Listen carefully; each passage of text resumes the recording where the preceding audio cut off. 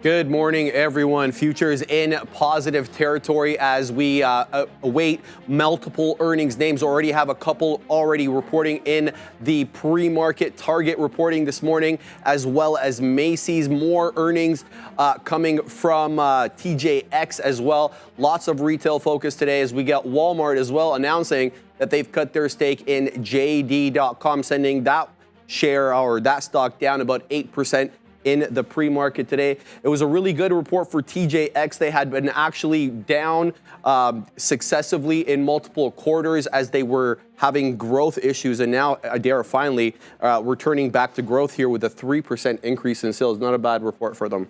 Yeah, not a bad report for any of these retail names. And we have a lot of retail focus this morning, but tonight we're going to focus into some more tech earnings with Snowflake. That is the second major name in the cybersecurity space we have reporting over the next few weeks. So that'll certainly be worth watching. Zoom also reporting tonight. But yeah, retailers, certainly a different story here with what you're seeing in Target and TJX versus Macy's and the JD Walmart story here. And the NQ up 0.25% to build on the positive gains that we've been building on the past week. A bit of a red day yesterday, but we did get more news stories out of the Mag 7. Apple and Google will be in focus as the Competition Market Authority in England wraps up their investigation into both those companies, but they will look to be expanding it with the new powers, new statutory powers that they've been given there by Parliament. So the investigation not over for these guys here, there. Yeah, that's certainly interesting. It's basically they closed this investigation, made it very clear that this will likely get reopened. So with ongoing antitrust issues, I think that'll be interesting. Also in Mag 7 world, we have the Tesla story with regards to another recall for these ones. Pretty similar, actually, in terms of the cause with what we saw with the Cybertruck. So keep an eye on these names for sure. All right, guys. Retail in focus this morning. Good morning. Yes, sir. Good morning, everybody. I'm surprised you didn't slip in, Sharif, this the claim that Neo can charge you to 80% in 3 minutes. Yeah. Okay, well, we're going to get to that in a little bit. So, no, like I just... What is it Neo can do? I didn't read that part of the story. I know that they're enhancing, they're putting out more charging and swapping stations in China. But then Sharif's like, yeah, well, part of this, they're saying that they can charge up to 80% in 3 minutes, which... I mean, that would be impressive. I just don't believe it. Sounds so unbelievable that I'm like, there's no way that could actually be true. It's like, yeah, come on, man. If you could do that, you got some serious good things going on. But it's all retail today. They might be able to do it. I don't know. You think so? Why not? I'm calling Fugate. Why not? I don't know. Maybe they are, and good for them. Good for them. Yeah, I mean, you still got to sell. They're still having problems onboarding their cars. Obviously, we got to wait to see the tariffs and all this. You know, it's not having any problems, and they led the stories with Walmart, Target, TJX. The whole retail sector continues to be blasting off here. I mean, Walmart just, again, another beneficiary of that report from Target. I mean, there it is. I mean, there's it goes. Walmart's up and away. $70 was a huge break. $60 was that break you're looking for on the split, and they got it, and then boom, boom, 75. Even to buy it that day that it split, like when we were all waiting for that 183 to 1, and then goes up to $76. That's a nice little take right there, just in 2 months. And then you have Target today blasting off.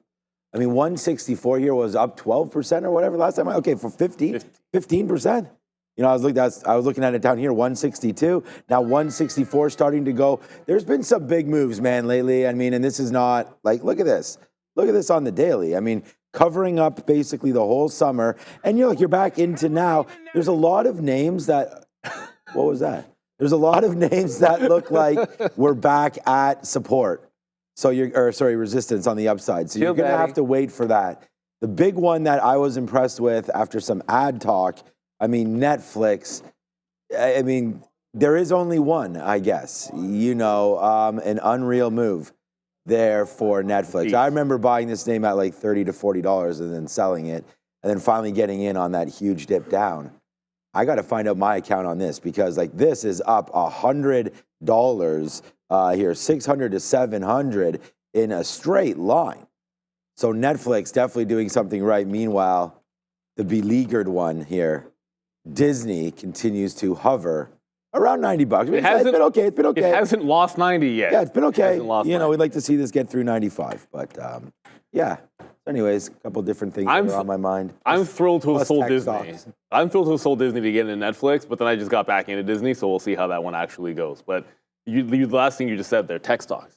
Yeah, let's not forget. Always on my. Let's not forget what happened yesterday, and we'll get to all of these. But like the host of like top breakouts and pullbacks, like AMD did a huge reversal candle. As I was staring at Target because I want to see if I can adjust my targets for dip buys. No, but AMD did a ridiculous reversal move yesterday, so I think this is going to be on tap for me. We talked about this in the lesson of the day, like reversions or big V shapes, and try to put those out of your mind and go back to what the levels were before. So I think that's going to be a big play. And Tesla, 220 on Tesla, once again, a big bounce spot. There's so much working. Apple had a triple top yesterday that we're 40 cents away from that could take it out of the highs. There's a story with Apple and antitrust, but it's like, do I care more about an antitrust story of which there's one every single week on Apple, Alphabet, and the host? Or do we just look at a level like this and say, if we bust through it, want to be long in this market? Fed minutes are going to be coming later in the day. Jackson Hole later in the week, but action already starting here, especially those retail names. Yeah, Fed minutes today. I think Powell's speech at Jackson Hole is not till the end of the week, even though they I think start. It's Friday, but then they're like There's other stuff going on. Right, yeah. There's all these different speakers and hedge fund managers and all that are going to be speaking. Tradertv.live needs the invite to Jackson jokes on Hole. everybody. Brendan's live at Jackson Hole today, so we'll be throwing to Brendan at about 9:15. I can see that. So stay tuned for Brendan live at Jackson Hole. And I wouldn't mind covering Jackson Hole. That'd be really cool. In person. I absolutely would not mind, Sean. I would like to go. I'd like to see Jerome Powell in person. I have no problems with that. I don't think you would either. I don't want to speak on your behalf. But I would be, I love listening to Jerome Powell speak, so I Absolutely. would be very interested. all right, let's talk about Ford, guys, because new information coming out this morning that they're going to cancel their electric three-row SUV. They're looking at picking up basically more hybrid systems here for some of their newer cars. They're talking about focusing on SUVs on the hybrid platform. Some issues here with respect to some of the new start dates for their Ohio facility, but the market liking this already, Adara, up 1/3% in the pre-market.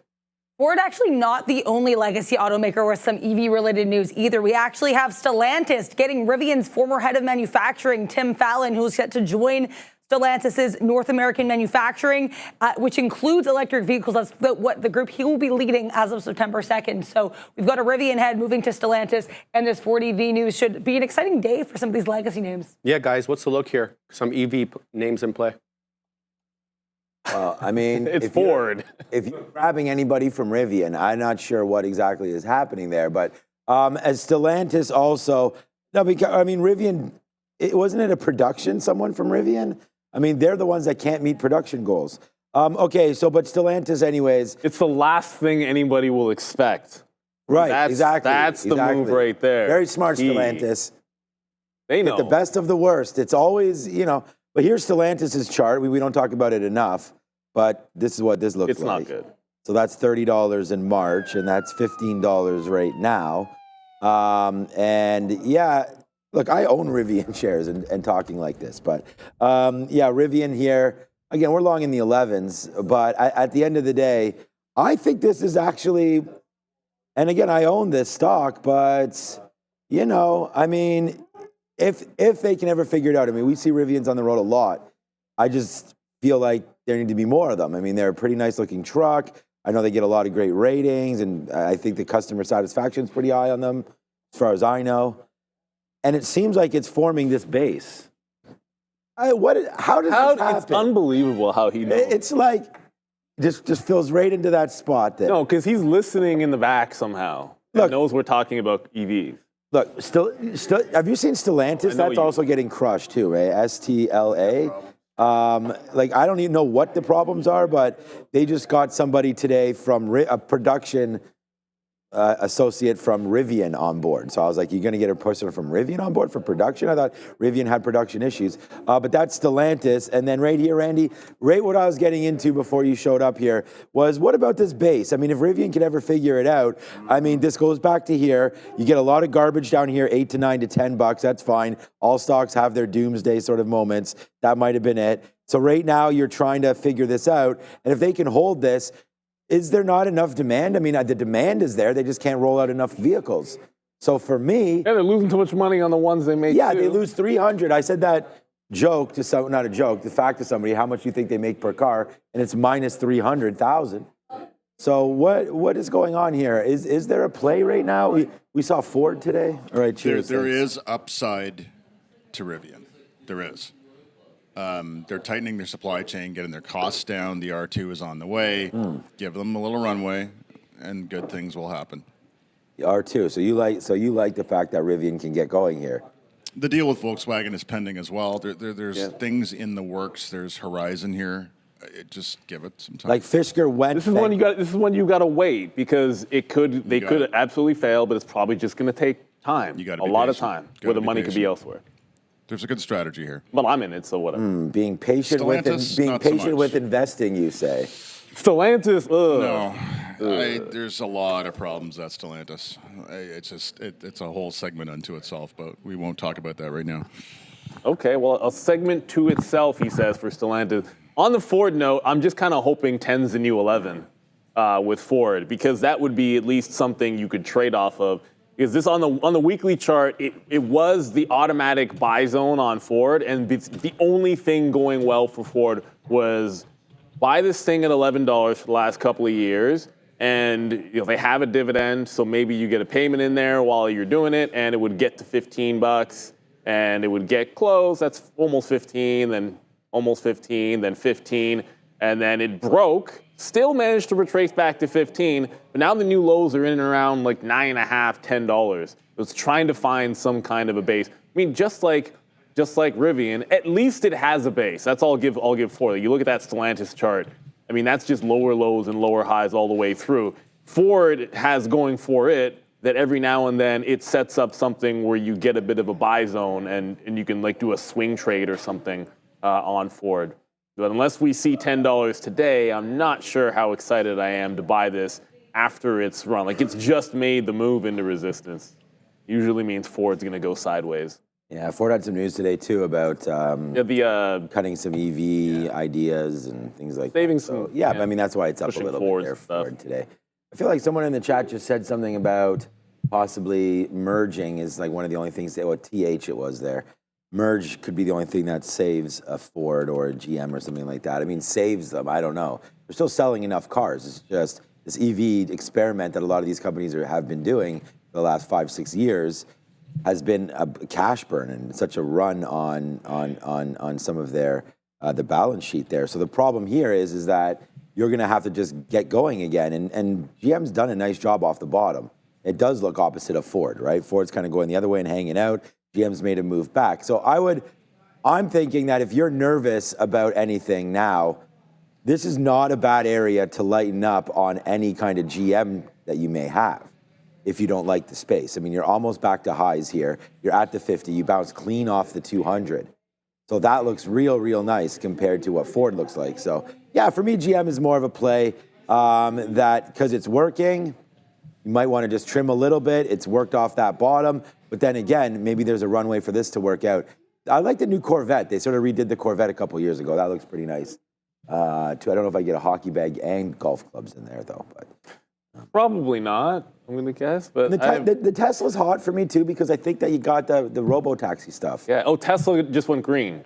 So, it's interesting. Like, we'll sit down and things look one way when you sit down, and then by the time you get to the open, and it's only 8:44, but Tesla was looking like it was going to immediately test that same 220 level where it broke out the other day, it dipped into yesterday, seemed all the world you were going to get a retest. Well, we're already back at 222 and up 0.5% here on Tesla. So cross that bridge when we get there at the open. That's the fun thing about the market. Like, things can be setting up looking one way, and then you've got to pivot to the other. So Tesla looking a little bit strong here. I mean, the market's not up that much. Like, I wanted to say it's leading the market, but the Nasdaq's 0.2%, ES is 0.2, Tesla's a 0.5. This is a name that does not need a story to be on your radar. There is one of those like recall stories, which I don't terribly think those are a big deal.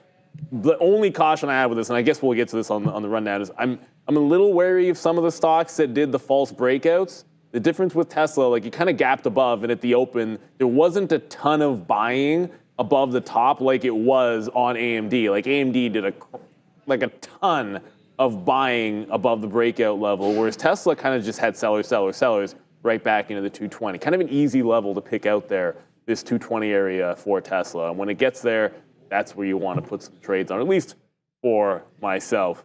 I'm itching to mock Neo, but we'll save it for later. Okay, we'll save it for later. All right. Yeah, perfect segue, Neil. Neo in focus today, guys, announcing overnight that they're going to do a couple of things here. One, they're going to install about 2,800 new charging stations in China. That's going to be available to all competitors. About 20 different brands will actually be able to use those charging stations. They're also increasing their battery life, or the speed at which their batteries can charge. So by way of comparison, Geely, which is a competitor of theirs, you can go from 10% to about 80 in about 10 minutes. Neo trying to say that they're going to allow 3-minute charging from 10% to 80. So we'll have to see how that comes out. But Adair, I want to give you a stat here to kind of put things in focus. 8.6 million charging stations in China. By comparison, 168,000 in the United States.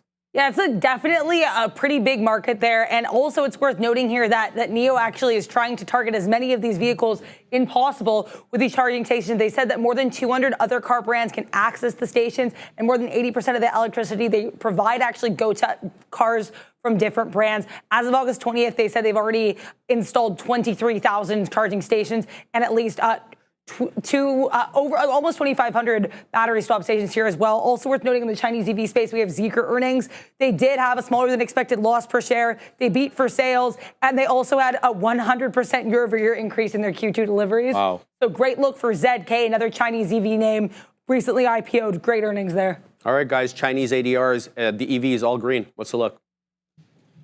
If they could really do it 3 times faster than their competitors, and that was true, I think they'd be doing a little better than 2% to the upside. I mean, I see in the chat Tisha Perkins mentioning SMFL at Smart for Life moving. Neo's not moving. So Smart for Life is hot. Neo is not today.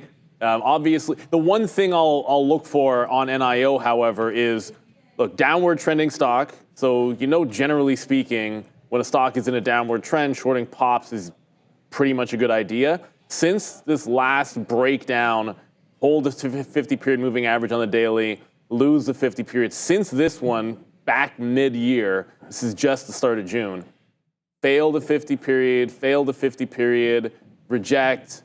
So it's within spitting distance, like any good day, and this could have a test of the 50-period moving average. Right now, that sits at about $4.30. So that's the trade I'd be looking for. As long as nothing new happens on the stock, if it gets to the 50 period, look for a fade. That's $4.30 on NIO. That'd be the one, I suppose, to watch. As far as the Chinese ADRs go, we had Alibaba on radar yesterday. When we sat down, in the morning, really only had one short idea, like this is a stock I want to short, as opposed to the market opens up and it's weak and you look for shorts or flip to shorts when the trend sets up that way. And it was Alibaba, and it was something that we looked at the trend line for Alibaba, just draw it on back, downward trend, downward slope. It basically rejected the top of the trend line a couple of days ago, and then look for the short as long as it's underneath that $83 level. And it just trended down off of VWAP. So I think a similar play today, if it gets anywhere near those previous highs or the 83, look for a rollover at those prices on BABA. Great run on BABA from the 70s, kind of stalling out there at 85, rejecting top of that trend line. So if it does another push back into that resistance, would still look for the short today at least. I just want to say shout out to Casey Armstrong here because we didn't want to miss the super chat for $4.99. Tragically hip rules like NVIDIA is Siri Live. So I understand the first half of this. Agree. I have no idea what this means, but but I was going to say, right, Bob Cajun, I wanted to say that maybe NVIDIA is ahead by a century. So we'll see if that winds up happening or not. Of course, tragically hip. Yeah, obviously, great. Chief just got it. Yeah, ahead by a century, the song. Right. Siri has a headline? Is that one? We have a Siri headline. Oh, that's okay. Here we go. Alex Cooper. Okay, call her daddy podcast. Okay, hello. What? All right. So there it is. Thank you, Sharif, for bringing that to our attention. Of course, and we could just check out what's happening. Thank you for the super chat there, Mr. Casey Armstrong. Yeah, there's Siri. So Siri, of course, you know, like we keep saying, the rich keep getting richer. Honestly, though, it's not like Siri's been performing that well. We had Berkshire come out and release in their filing there that they had increased their stake in Sirius satellite radio. So if anybody was sort of coattailing that play, nice bump today for another 5%. And again, that's great. Like that's part of investing, is following, you know, trades. And that's why they release them and to disclose their position. So Berkshire, again, I don't know where they got in. I mean, that filing was as of June 30th. So, I mean, they could have really gotten in at any point. So I don't know. It's not, you know, nice move higher here. I still think Siri needs to break this 410. We talked about this yesterday or the day before, this 410, 420 area. And that's we made a joke about 420 again. But that's the one that I think needs to go. So we'll have to wait to see if Siri can get going there. Well, what's interesting is dropping. If you look at that filing date, like right after that filing date is when you get that heavy selling at $4. You know, like that's like it's interesting when you look at that chart. It's like, okay, well, this is the end of the month, so you could be accumulating longs at any point. But then right after that happens, you get the run up right into, I mean, it's a 200-period moving average and 420. So somebody was taking profit heavily, or at least selling everything to get their hands on when it would spike up. It's triple top in there. I would almost think the first time it gets there, yeah, a break looks good. But the first time it gets there, I think you look for a short, just assuming that seller's back. It's not like an Amazon sell like Bezos or anything, but that's insane on Siri. But thanks for the super chat. Let's get some upgrades and downgrades and see what's going on at the green screen. Lots of really interesting names here on the upgrade and downgrade side this morning, starting with Texas Instruments getting this upgrade from Citigroup. They had to move up yesterday in the middle of the day with some news, so good look for TXN. MicroStrategy is getting an upgrade from Cantor Fitzgerald. They split recently, so MSTR, interesting one to watch here. Corning with this upgrade from Mizuho, and Brightview getting upgraded by Jefferies Financial. Really interesting on the downgrade side, though. American Express getting downgraded by BofA Securities. Chewy down almost 2% with this Raymond James downgrade. They report next week. So CHWY, first report since the Roaring Kitty investment was disclosed. Certainly something to keep an eye on. Starbucks getting this downgrade from DZ Bank. We know they had their whole story with Brian Nickel, former CMG CEO, last week, so they're still on watch. And Lazy Boy, after its earnings yesterday, getting a downgrade from Sidoti, guys. Lazy Boy. I haven't sat in one of those. And that stock is one lazy stock. You know? It really is, but I haven't sat in one of those things in a hot minute. I gotta check out your fun about that stock. You know what? Yeah, I was gonna look. I don't know if we're going to trade or look at Lazy Boy, but Starbucks at least. I know if we're going to trade it or not. Well, no. The answer is no. Right. And like the funny thing is, I don't like it. Maybe the stock has a 35% short float. I have no idea, Lazy Boy, if it did, because that would at least make it interesting. Like Siri has a 22% short float. Like any day Siri wants to start doing movement with that short float, I'd be on it. But Starbucks is far more interesting on that board. Getting the downgrade, mostly because you've got a real defined range. So since you had the Nichols event where they grabbed Nichols from Chipotle, I said lifted or stole, but not really.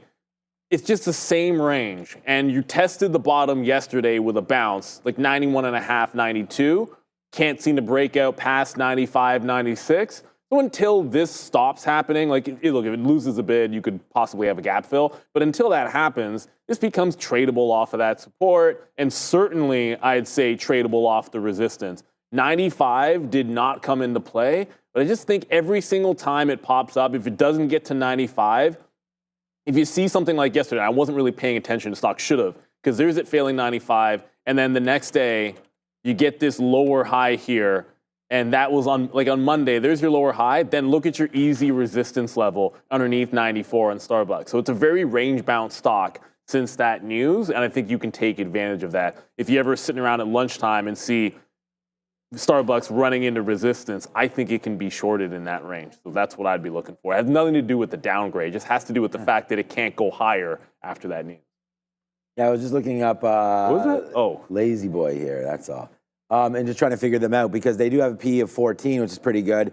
Obviously down, industry average on Benzinga here is 25.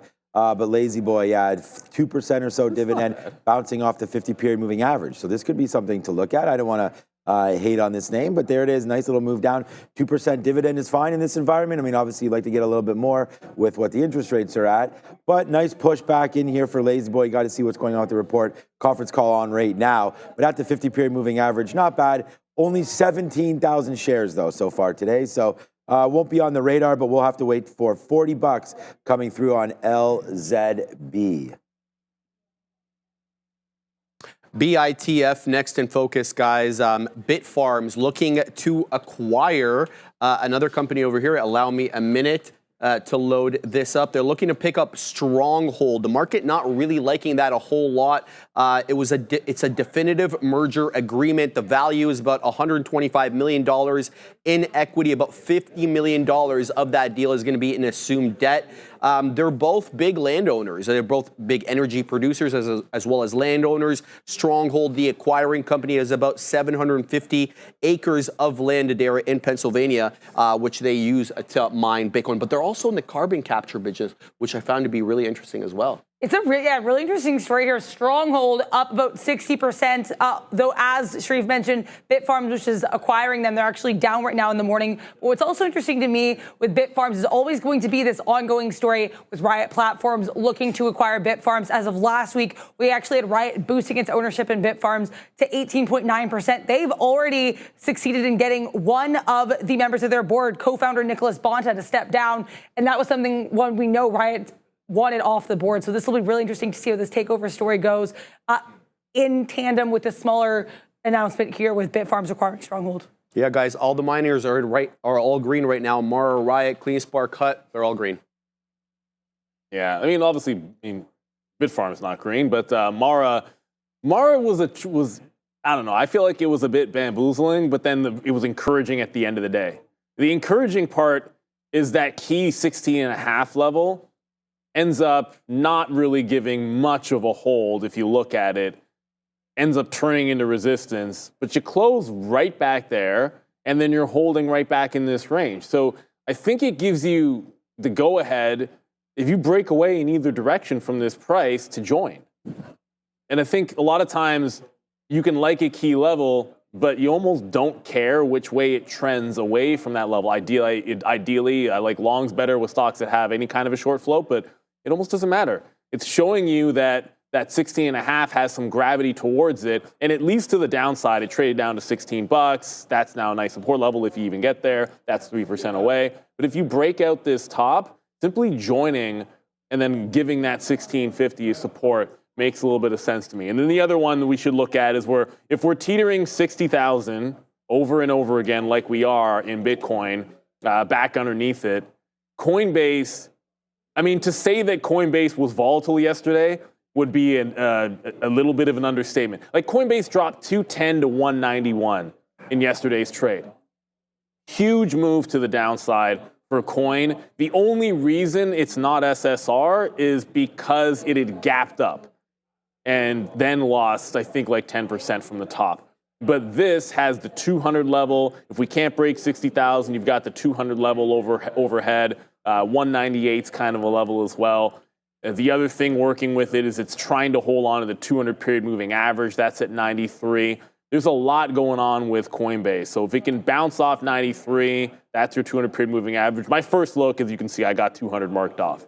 Would be like a simple over-under play on Coinbase. I think when you do these false breakouts, like false breakout there, go right back to the levels that were significant before. The day before, 200 support, 206 resistance. You're nowhere near 206, so who cares? So 200 here on Coinbase would be a pop and fade if it can get to that price. So, yeah, I mean, we like trading Coinbase, like trading all this, but I looked over now, and it's 59.5 is still where Bitcoin is, and Ethereum's still at 2,600. So it's the same levels that we talked about yesterday. And then, as Neil mentioned about how Mara had traded, we were up here, and we were looking for the break long, and then it came back into the levels of 1650 again, and then not too certain about what to do, broke lower, and then finally bottomed out at 16. So, you know, lots of opportunity to trade this name. You're never out of this because it has the ability to get back, especially if you are watching crypto and your ears to the ground on things like that. You know, with more talk in the mining space right now with this Bitfarm thing, I really feel like we could just break this 1665, 1660 area. And I actually think we should be putting this on the sticky note, to be honest with you. This is a pretty good play, breaking long through here. Because if it fails, we can be smart about it and use volume weighted average price, which would be around 1650, or you can trade off of yesterday's sort of afternoon bottom of 1635. So that's a 30-cent worth of risk that I think might give you more than that. So that's something where you take a 1660, 1665 break or so, feel like you can get it up here. Again, 17 and change, which gives you, again, about that 30 cents. So if you can go 1-to-1 to that level, I think I'd rather be long than short today. So we'll wait to see what happens here with Mara. But again, that 1665 area to me looks like a decent breaking spot from yesterday's afternoon highs. Guys, let's have a look at the futures to start the day over here. The ES in positive territory, up 0.18, about 0.1% right now. We defended that key level yesterday, 56.20. That's a resistance level that takes us all the way back to July 23rd. We defended it, but we weren't able to break above 56.50. That's a resistance level we're looking at from previous, in the July 18th day. So we'll use 56.50 as our resistance, and we'll use 56.20 as support if we can hold it. Keep your eye, guys, on the watch list every morning. It comes in to your email very fast and hot and heavy, and Adair prepares it every day, so make sure you're getting that and organizing your day. I know I personally use it every single day. All right, let's get to the rundown over here. Start with Target. Big move in the pre-market as they reported earnings. A big move up 16.33% with very impressive report. They beat on the top and bottom lines, and they were able to actually get into profitability for the first time in 4 quarters. So that'll be a welcome change for investors. Yeah, really great look here for Target. They did $2.57 here, earnings per share versus $2.20 estimate. Sales of $25.45 billion versus estimates here, $25.29. They also had a 2% increase in comparable sales, 8.7% increase in comparable sales. The one more cautious thing to be aware of here was their outlook. They did raise their profit guidance, but they said they continued their other guidance here, and they said that they expect comparable sales for the full year, same range of 0% to 2% increase, but they said they're more on the lower side of this range because they want to take a measured approach to the outlook. All right, guys, 16 1/3 retail in focus, trading at highs. Yeah, what's 15-16% among friends? Nothing burger, as far as I'm concerned. No, look, Target. You have to remember with Target that they had got a lot of bad press and a lot of pressure on them recently. So it was an out of favor stock. So it probably didn't need to do as much to get back into the upside. And it's a pretty sizable gap. So it's like what to work with next is. I mean, obviously, I can pull up this and say. Initially was looking at a 157 because that was a little bit of a double top. And that's why we were at 160 at the time, was looking for a dip buy into that range. And then the last resistance point that's going to be adjacent is in here at like a 165 on Target. So, you know, when you sit down and it's in the low 160s, that 157 seems very, very doable. I thought that was an obvious dip buy zone. Suddenly you got to look at these low 160s. Here for a dip on Target. It's absolutely flying to the upside. I guess we have JD and Walmart as a separate topic, so I don't have to go on about Walmart just yet. But Target into those low 160s, just going to be looking for some kind of a trend dip buy. Obviously, 16% doing better than the expectations here. Sometimes it's about where the stock has come from. You know, and because it was down so far, I think you're getting a little bit more of a relief rally than, you know, the numbers might suggest. But who cares about the numbers? It's the reaction of the market. Price doesn't lie here. And as long as it's in those, holding those 160s, I'd look for the dip buy. I mean, we saw yesterday in Pan W, it was the same sort of a play. We said it right here, and we didn't do anything about it. And it was a pretty obvious play off the open. And we said that this is the way that you kind of want to play all of this. We said about a dip buy opportunity, wait for it to base out and then go. Well, yesterday on Pan W, if we zoom in a little bit here, you're just going to wait to see. There it is right here. So here's the open, right? It comes in a little bit. And the very best trade you could have had was the bottom. But that is kind of hard to get. I wasn't watching it, and I can imagine a $350 stock with a big spread. It's not that it was an easy trade to get. I don't think it was at all. But it still only got as low as the pre-market lows. I mean, it never broke lower, and then it gave you the trade for the rest of the day. Now, it's going to be tough to always take, again, spread is going to be a big thing, right? Like, this could have just gapped up $5.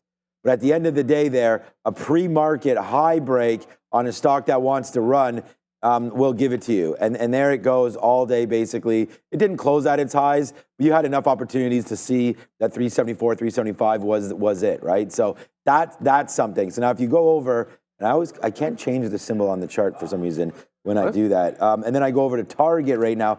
Like, I have to go over and change it on the level too. I think it works sometimes, but maybe not all the time. So this would be something similar. So this is what the pre-market looks like. We don't have to look too much back to 730. It's more back in like this area here, 163, 164 with VWAP at 163. And then if you're going to play off that very bottom 161. So I think you take the long at 163, 162, hold it against yourself, $2, something down to 161. If we break it, we break it. You take 50 shares, it's $100. But if you're right, then I think you go back to 168. So right there, that's $5 against a $2 hit. And then we haven't even really started yet. So I feel like, Target could break. Ever since we've been sitting here, I started the show, it was like, oh, Target's only up 12%, and then it was 14%. Now I look again at 16%. So it's not like this is stopping anytime soon. The retail trade is super, super hot. And other than, we'll probably talk about Macy's soon. About that, yeah. So that's, the guidance doesn't help whenever you do that, no matter what business you're in. But Target is running up into some areas of resistance. So I would say watch out for that 170 area. But congratulations to anybody that sort of rode Walmart and Home Depot and some of those coattails where we saw already past good reports, now leading to a Target 16% bump. I don't remember what was expected, though. Oh, it was, you know what? It was, I'm pretty sure it was like 7 or 8, I thought. So I'd have to go back and check. You're well higher than what was expected. We'll get that for you in a couple minutes. Okay, back to the desk. This part of the show brought to you by Moomoo. Looking to maximize your idle cash? Earn 8.1% on idle funds for up to 3 months. Plus, U.S. users can take advantage of up to 15 free stocks and $300 in cash rewards. Hey, Canada, you're not left out. Enjoy 6% on cash balances, along with a 2-month commission rebate. Sign up with Moomoo and trade global markets with just one account. Gain access to an extensive range of data on stocks, options, and ETFs, complemented by over 100 charting tools and indicators, price forecasting, weekly rating reports, and instant alerts, all designed to elevate your trading game. For more details and the full terms and conditions, scan the QR code or click the link in the description. Thanks to Moomoo for sponsoring this portion of the show. All right, let's move on to Walmart and JD.com. A bit of a different look here, one up, one down. JD aggressively down 7.84%. In the pre-market on news that Walmart is going to sell its entire stake in the company. That's about a 9.4% stake, about 289 million shares overnight on the Hang Seng. JD.com dropped aggressively 10%, Adara. Market not liking this news. Interesting, too. They've been a part of a strategic partnership there, Walmart and JD, since June 2016. Walmart said they're still going to be on, on friendly terms here. They just wanted to basically deploy capital towards other priorities, quote. So they said they want to focus on their Sam's Club in China, some of their China businesses, and get out of JD here. They said they want to have this continued commercial relationship. So we'll see what happens there. But interesting story here. JD coming off of a pretty strong, or well-received at least, earnings report last week, pushing higher, now well below that $28 level we broke above last week here, trading around 26 in the pre-market. All right, guys, down. All good. So, no, look, if something like this happens, I don't want to get too complicated with JD. If it starts barcoding at a level, I'd want to short that level with a stop above the top. Because I'm just going to assume if it's going sideways somewhere in accumulation, then I want to bet on the sell. Until that happens, I almost don't want to touch it because it could easily just spring up. And you want to be short, and there's no obvious level for me till it gets to $27.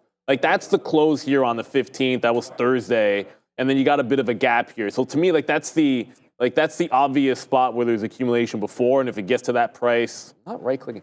then I would look for a short there. And then even if it breaks that, you're waiting almost another $1 to 28. So my approach would be we start going sideways. Like if I see something like this on JD, look for a flat bottom break, just short the top of the range. Walmart's already pulling back after gapping higher.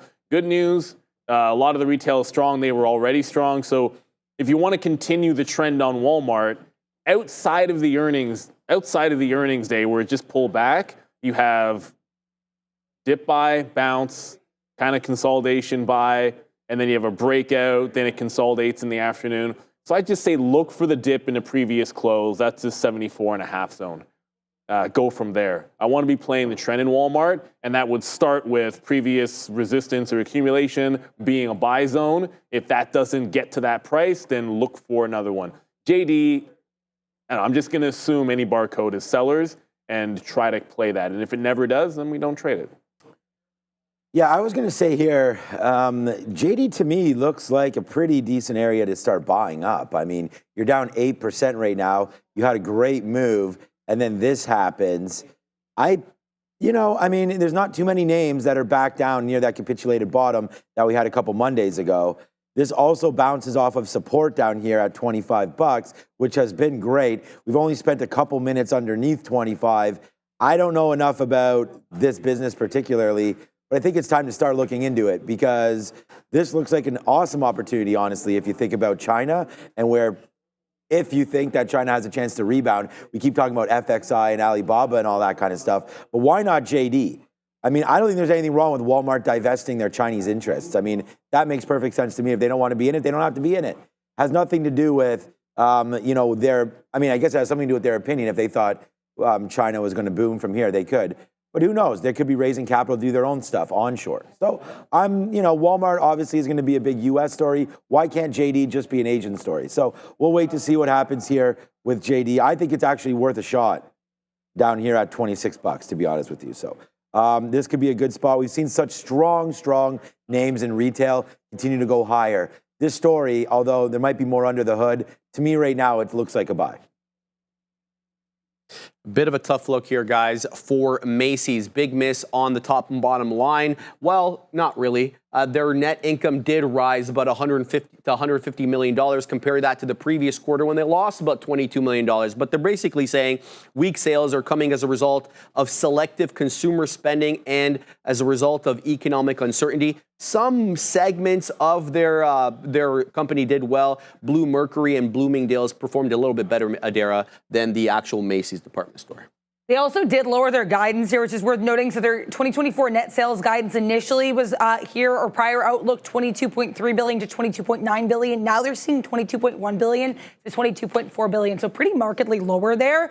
Also seeing comparable sales here, and that includes their owned and licensed and marketplace sales. They're seeing that down by 0.5% to 2% on a year-over-year basis. As Sharif mentioned, nice profitability there, but they did miss on sales for Q2. Yeah, it's not a good look. Down 10%, Katina, man. What's the look here?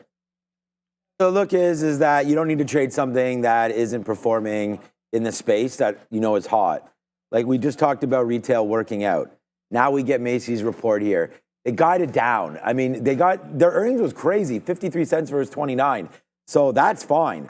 But it's the top, it's the bottom. You got to put them both together. And at the end of the day, they also miss on sales. So missing on sales, guiding lower on sales. Nice to be more profitable. Obviously, some of their procedures that have kicked in here, creating more cost efficiencies. I don't know, it seems to be working if they're making more money, but they're still guiding down on sales, and that's not great. That's not a good outlook for them. And you could see here, it's been pretty dead for a minute. I wanted to see what Macy's, I think it's 6%. I wanted to say 6% dividend yield, but I'm not, what the heck? I don't know what this just loaded up here, Macy's. Earnings details? No. So I'll find it out. This is just not coming through for me right now on Benzinga. But at the end of the day, I don't think you want to chase yield here or anything like that. But it's coming into, again, another level of $15. I think you let this one settle down. I think it's a 3-day rule here. Let Macy's calm down. It's down 10% right now. You could get that SSR bounce that we talk about. But for me, what's up, Pat? I think that 15 potentially holds in and around here. So, again, worth waiting for it. I think that's a name that you want to be patient with.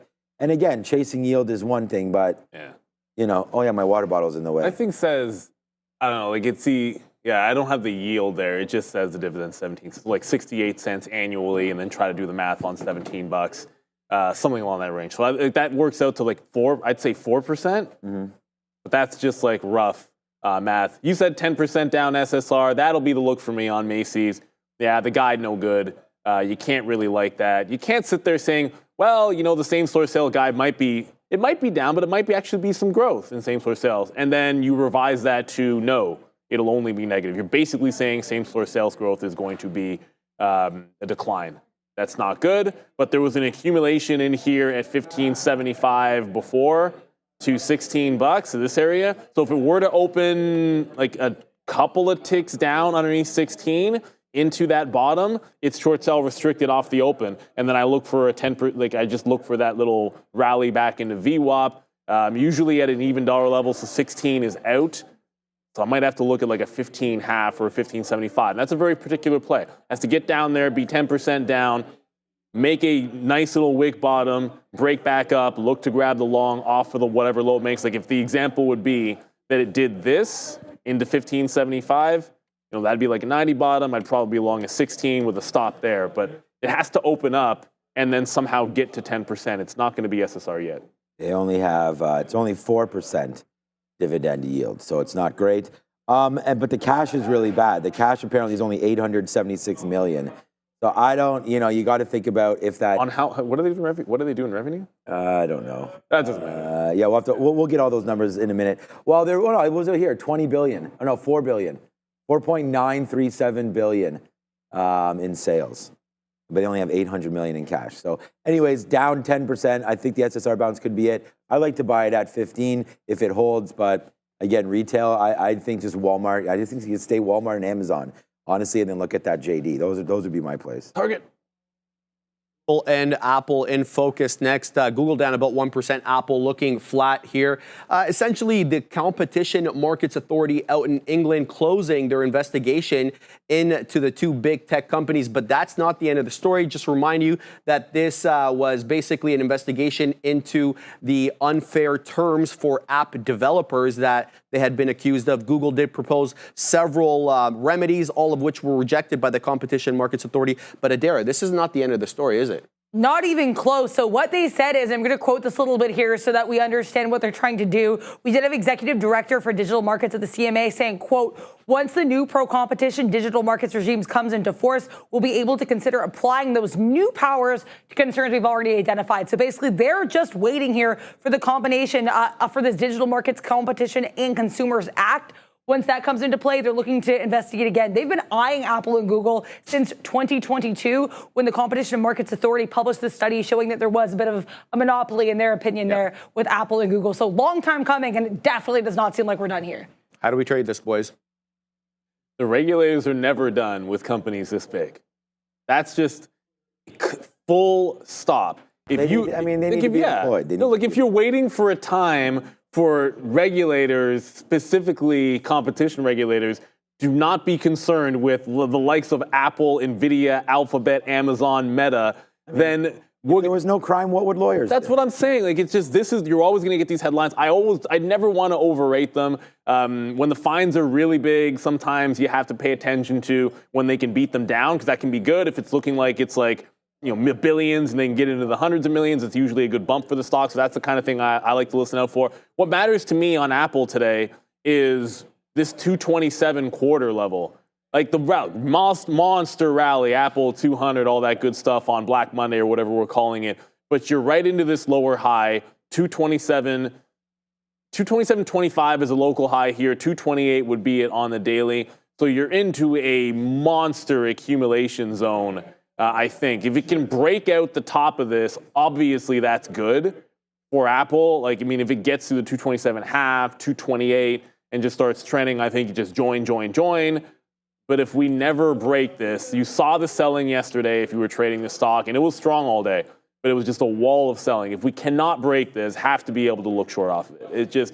It's a two-way level, no questions asked, because you look at what we've done to get to here, and I want to respect that. I'm looking at Apple, not Google, just because that level is so So clean up here, the 227.25, and then if we break out 228, looking for a reversal into the long with Apple. Alphabet, I don't think this is a big story necessarily that would make me cringe or anything in the long term. I think you just got to trade the levels like normal. For me, it's a pretty simple situation here. It is going to be my number one name on the sticky note today is going to be Google.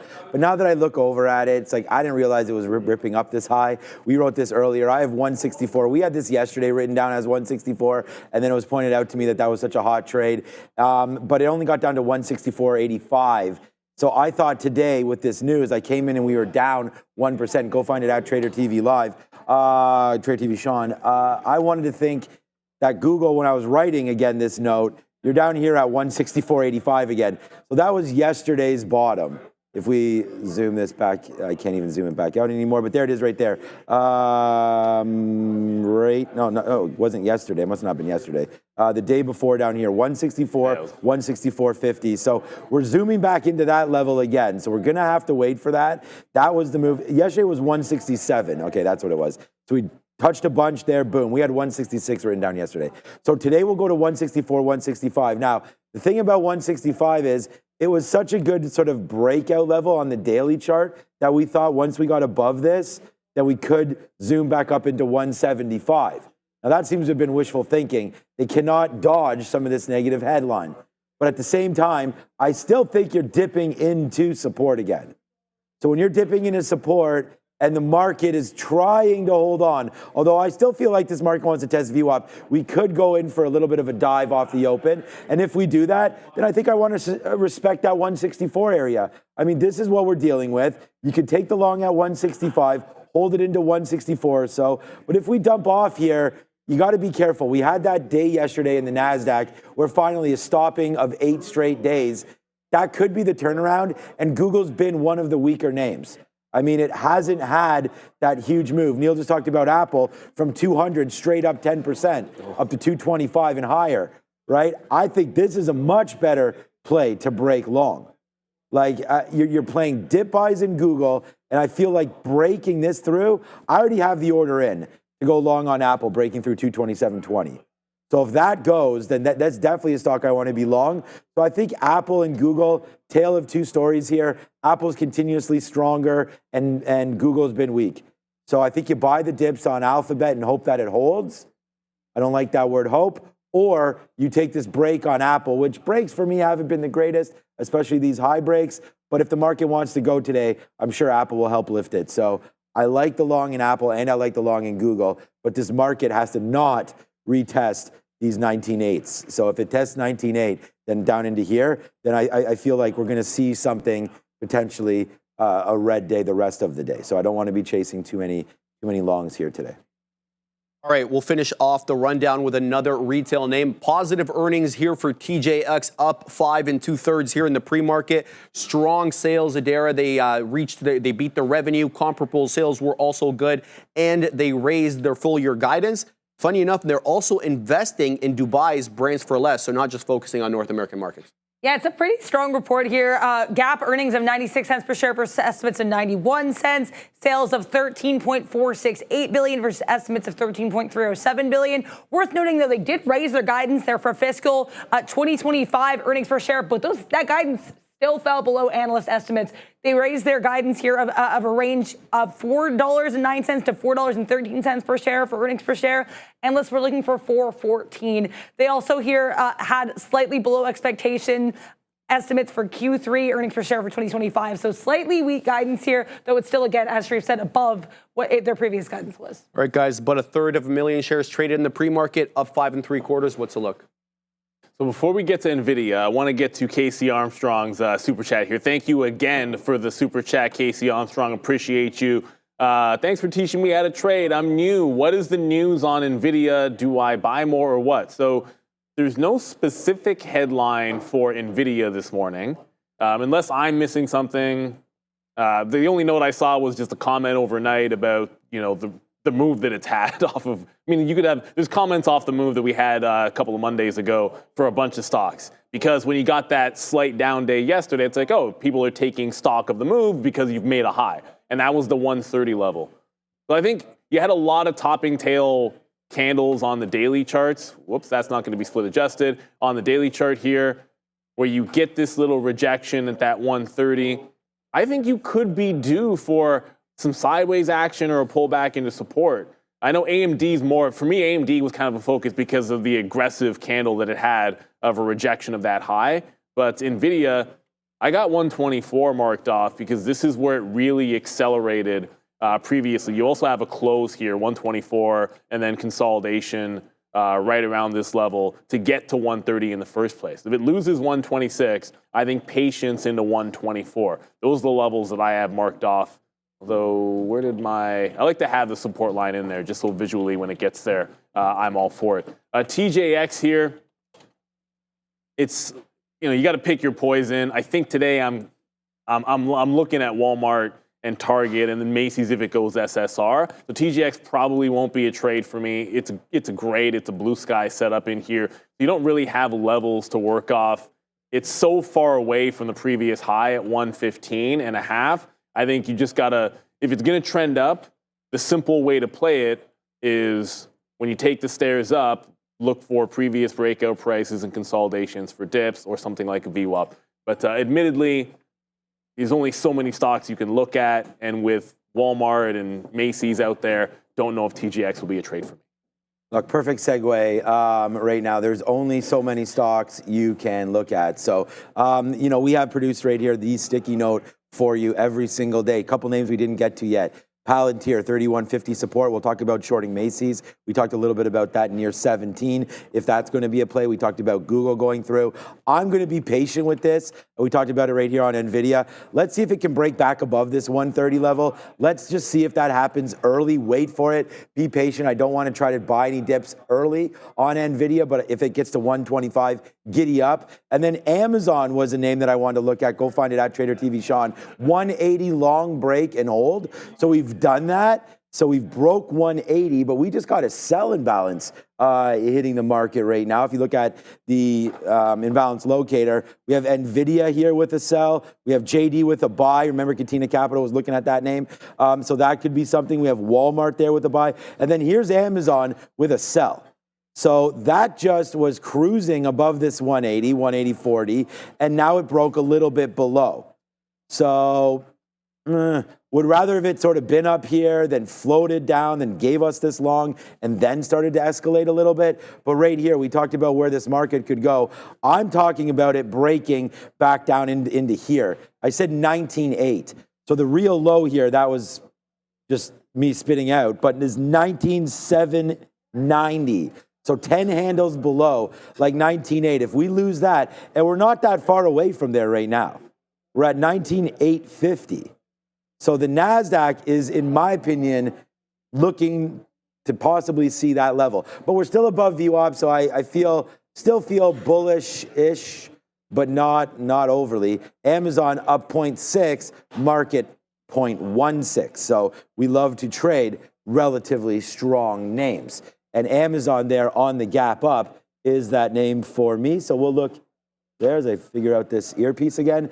We'll look at Amazon dipping in. The 200 period is right there at 179.80. I like that stock. Here on the 20-minute chart, 179. I mean, we might as well just put a bid right there. I don't think we're going to get that by any stretch, but we might. Look at this bad wake up there. Sorry about that. We may get that 179. So if that comes in, good for us. And then you just mentioned with NVIDIA, and it's coming in a little bit right now on that sell imbalance. So here comes NVIDIA. Here comes Santa Claus. Here comes Santa Claus. Right down Santa. Yeah, right down, I don't know, Silicon Valley Lane. But it's a nice move to the downside right now for NVIDIA. It's just flat on the day. It's just hitting level. Small sell imbalance with NVIDIA. Whoa, 1 minute already. Okay. 1 minute to go. Okay, so look, Tesla gets further and further away from $220 as we speak. So it's now up at $223. Just going to have to preach a little patience with Tesla. Obviously, the support was down there for a couple of days at that 220 level. It's going to have to pull back and almost threaten to go red. Macy's could open up very close to that SSR, so it could be a quick opportunity if it gets 10% to catch a little bit of a relief rally bottom. It's Wednesday, it's Fed Minutes Day, it's Hump Day, it's Jackson Hole, though we don't get Powell until Friday, his speech. But there's a lot to look at: retail, Tesla, chips, Apple, and Alphabet. So make sure you stick to your plan. Don't want to rush into things off the open, especially the names that have traded away from your level. Open rush can be good. Let it get to your price. Bring it in 3, 2, and 1. Adara, let's go. All right, And so we're off to the Amazon, waiting for it. It's now below 180. Let's see what happens here for AMZN, giving us that bottom touch at 179. There it goes. Now it's through 179.50 coming through for Amazon. Let's see how low that name can go. The other name that we said could be a dip buy opportunity was going to be Google at 164. So we will wait for that to come in. NVIDIA, the other name, down again. So here goes NVIDIA now turning around. And we also called this dip, by the way. We said that the market might want to test VWAP. And then if we break down here, that's going to be a little bit of a situation. So here we go, man. Market trying to find a base, it looked like, bouncing right there off VWAP. So that would have been good. 10 handles, though. But still a pretty tight range. Yeah, it's still a tight range. Tesla, wow. Tesla just testing fresh highs up at 223. I need to let this one calm down a little bit. It's really starting to stretch its legs to that upside. Macy's is now down over 10%. You can see the heavy bid in here. It's continuing to fall. The pre-market low was down around 1550, 1559 or 60 I have as that low. So if it tries to catch a bounce off that level, that's where the SSR bounce would be. AMD and NVIDIA is still going to the downside. AMD is still heading to the downside as well. This one I like for short, but it was the 158 that we're going to try and grab. Macy's trying to catch a bit of a bid. All right.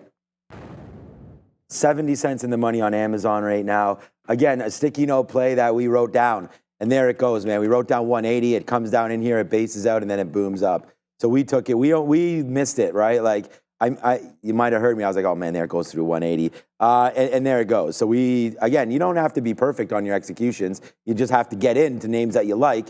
And we've liked Amazon. Again, it is your sticky note. Big banger of the day to start with, a 70-cent winner here. And we're only out of 1/3. So let's wait to see if this name wants to continue to go. We're now clear skies ahead of 180. Hey, it could stop here. Who knows? It's Amazon, and it is starting to work out right now. So that's a good one there for Amazon. And our other trade that we could have had, that we should have had, coulda, woulda, shoulda, Google. I mean, again, we're bidding 164.25. It comes into 164.65. So there it goes. It's a beautiful move upside now for Google, as well as the tech names. Despite the NASDAQ still hanging around VWAP, some of the names continue to work. So let's just be patient with what we're trying to do here. Maybe get out of Amazon at 181 again. If it comes back up there, then hold the rest. We can hold 1/3 of this name. It's Amazon right now. It's starting to go a little higher here. Yeah, and continuing to flush, you're now at that bottom on Macy's. So Macy's is at the pre-market low. This is the level that look for an SSR bounce. If we get it, we get it. It's trying to form a base. 1560 is the actual current bottom.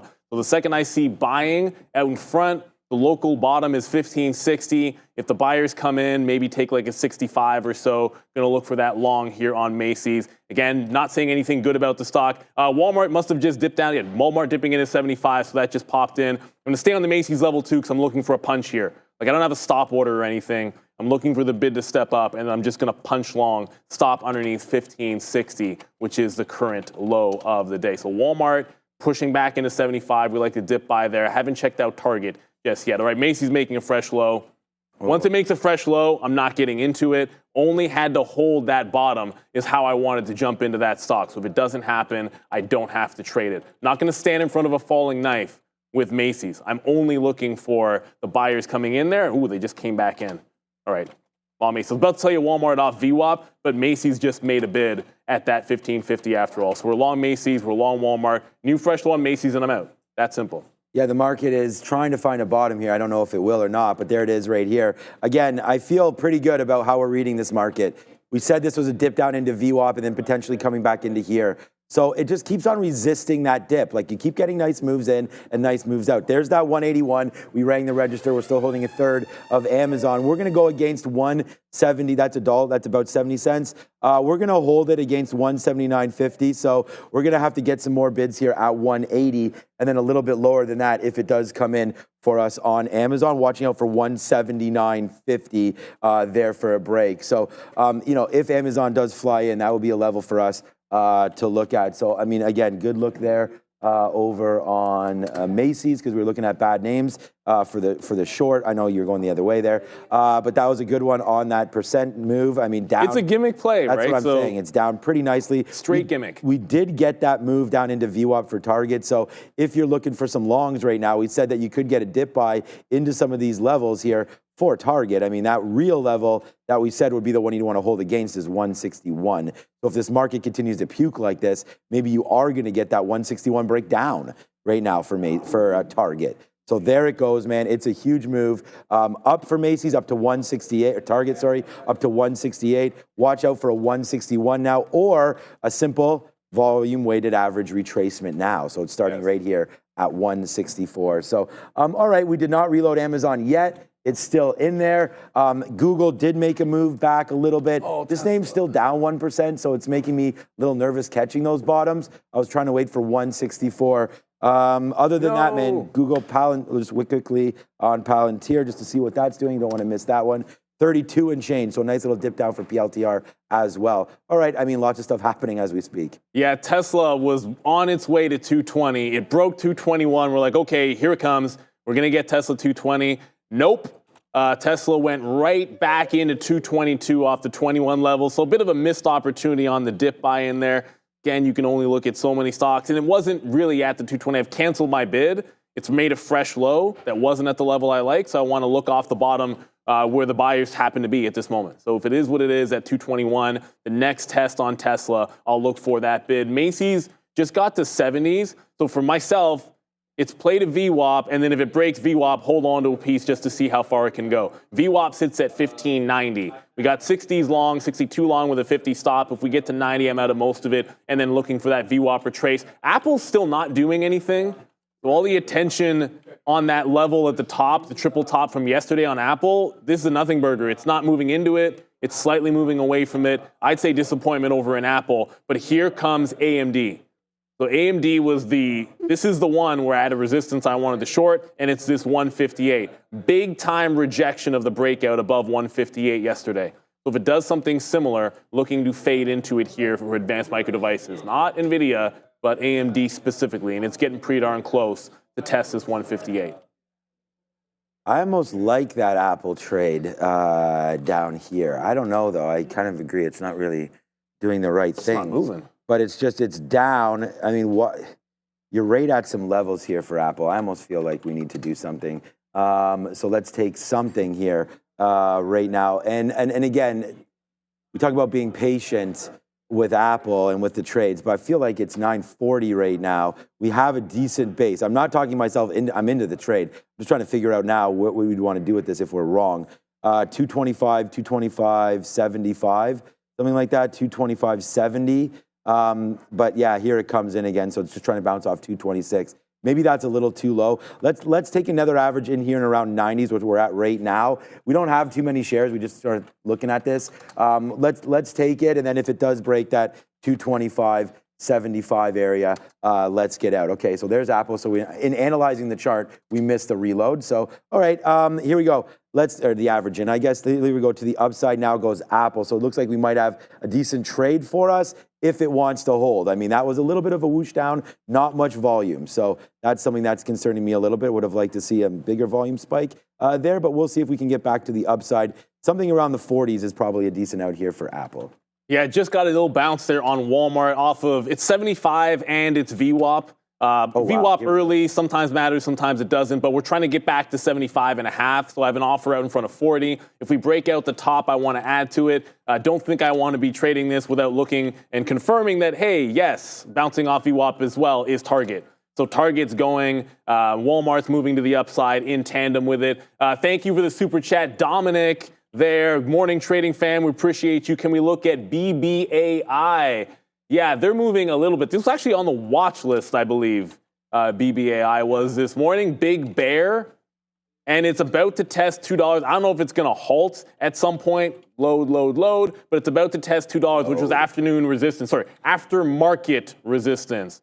So watch out for that $2 level. VWAP's holding at least for now, so that looks like it could be a bit of a thing. Just a quick rundown for it because we got the super chat. But the first SSR bounce here, we got to 70s, 75s on Macy's. It broke the low. Fresh low out, look for a new bottom.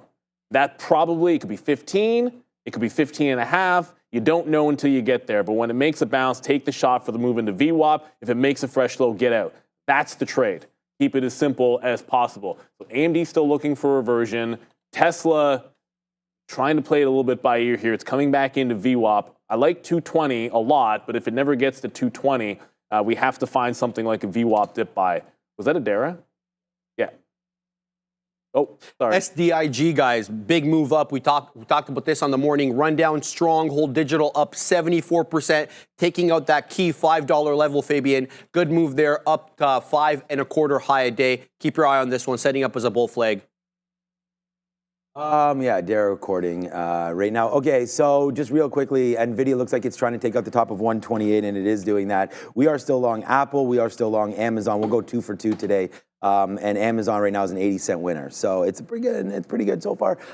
Here, we'll see if we can keep the momentum going now as the market wants to blast higher. We did say like and subscribe. We'll say that again to you guys right now. Thanks, Fabian, for that reminder. Apple's still not doing the dance, but Amazon really is, man. Amazon is the big banger right there of the day for you so far. As you can see, Walmart's still hanging out right there. Tesla Neil's in there. Also in and out, of Macy's. So we'll see what winds up happening right there. But okay, so Amazon still $1 and change, trying to go higher right now. 80 cents in the money here. I want to talk quickly about Mara. Mara's got close to a breakout level there that we like, that 1665. That looks like it's the top. I don't know how we picked that. I'm going to cancel right now my breakout trade on that one because we almost got taken in, and then it wouldn't have worked, and we would have got smoked back down there. So watch out. See another play on a breakout. Not working out, but oh my, Neil, here it's coming in again. It's Apple, and it is going, boy. That's a good one there for Apple. Nice move right there to the upside.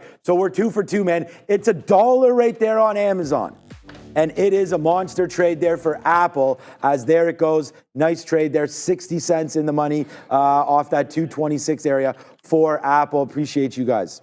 There you go. That's what I like to see. It's cheaper stock, but it's only a 30 cents on Walmart as it's trying to get to that high of the day. This is the area that it could go for a dip. Pre-market resistance, like the dip back into VWAP. VWAP's at 10s to 15s, supports at 75. I want to make sure Target's still going. Every single time I look over at Target, I'm seeing it hold highs, but it's a lower high on Target as well. VWAP's looking good. So I want these to go in tandem. Ideally, doesn't mean they have to, but they could. I just heard in my ear, DJT, I don't know what the story is here.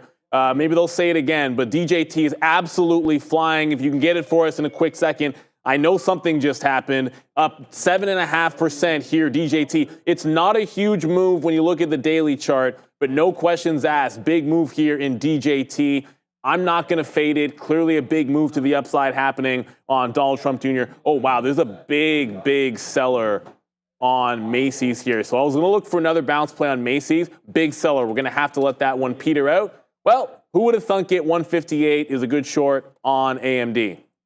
Is what it is.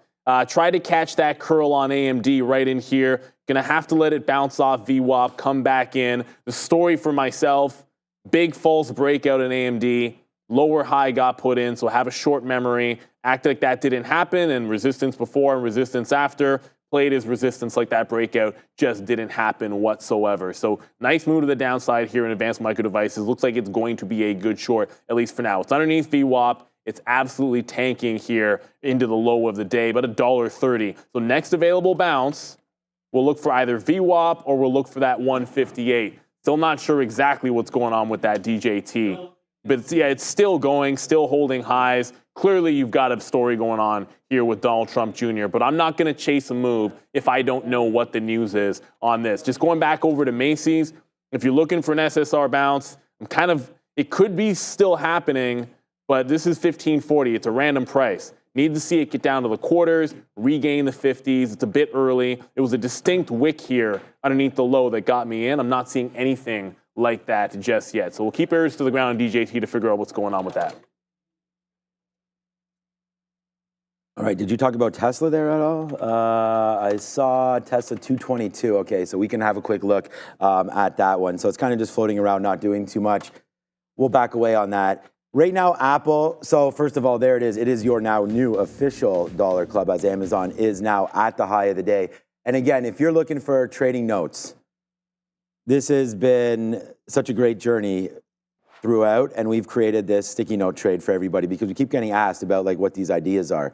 There's the Amazon long right there. There's the Google long. Everything's been working out. There's the Macy short, right? And then Palantir did not dip into support. And we continue to talk about some of these levels and be patient with our trading. So right now, today, it's been a real good one, man. I mean, there's Amazon. You want to talk about making a call. I mean, we called 180. I mean, it's at 181.50 right now. That's $1.50 straight to the upside here for Amazon. So we'll hold on to that one and see what we can do. And then we put out the work. We did live with you guys. We put this trade on. You could have even, sorry, that's the wrong stock. That's Google. Apple right there, sorry. We put this trade on in front of everybody. We discussed what we liked about it, what we didn't like about it, where our risk tolerance was, so on and so forth. So there it goes, Apple to the high side. So just with these two trades, it's going to be a big day.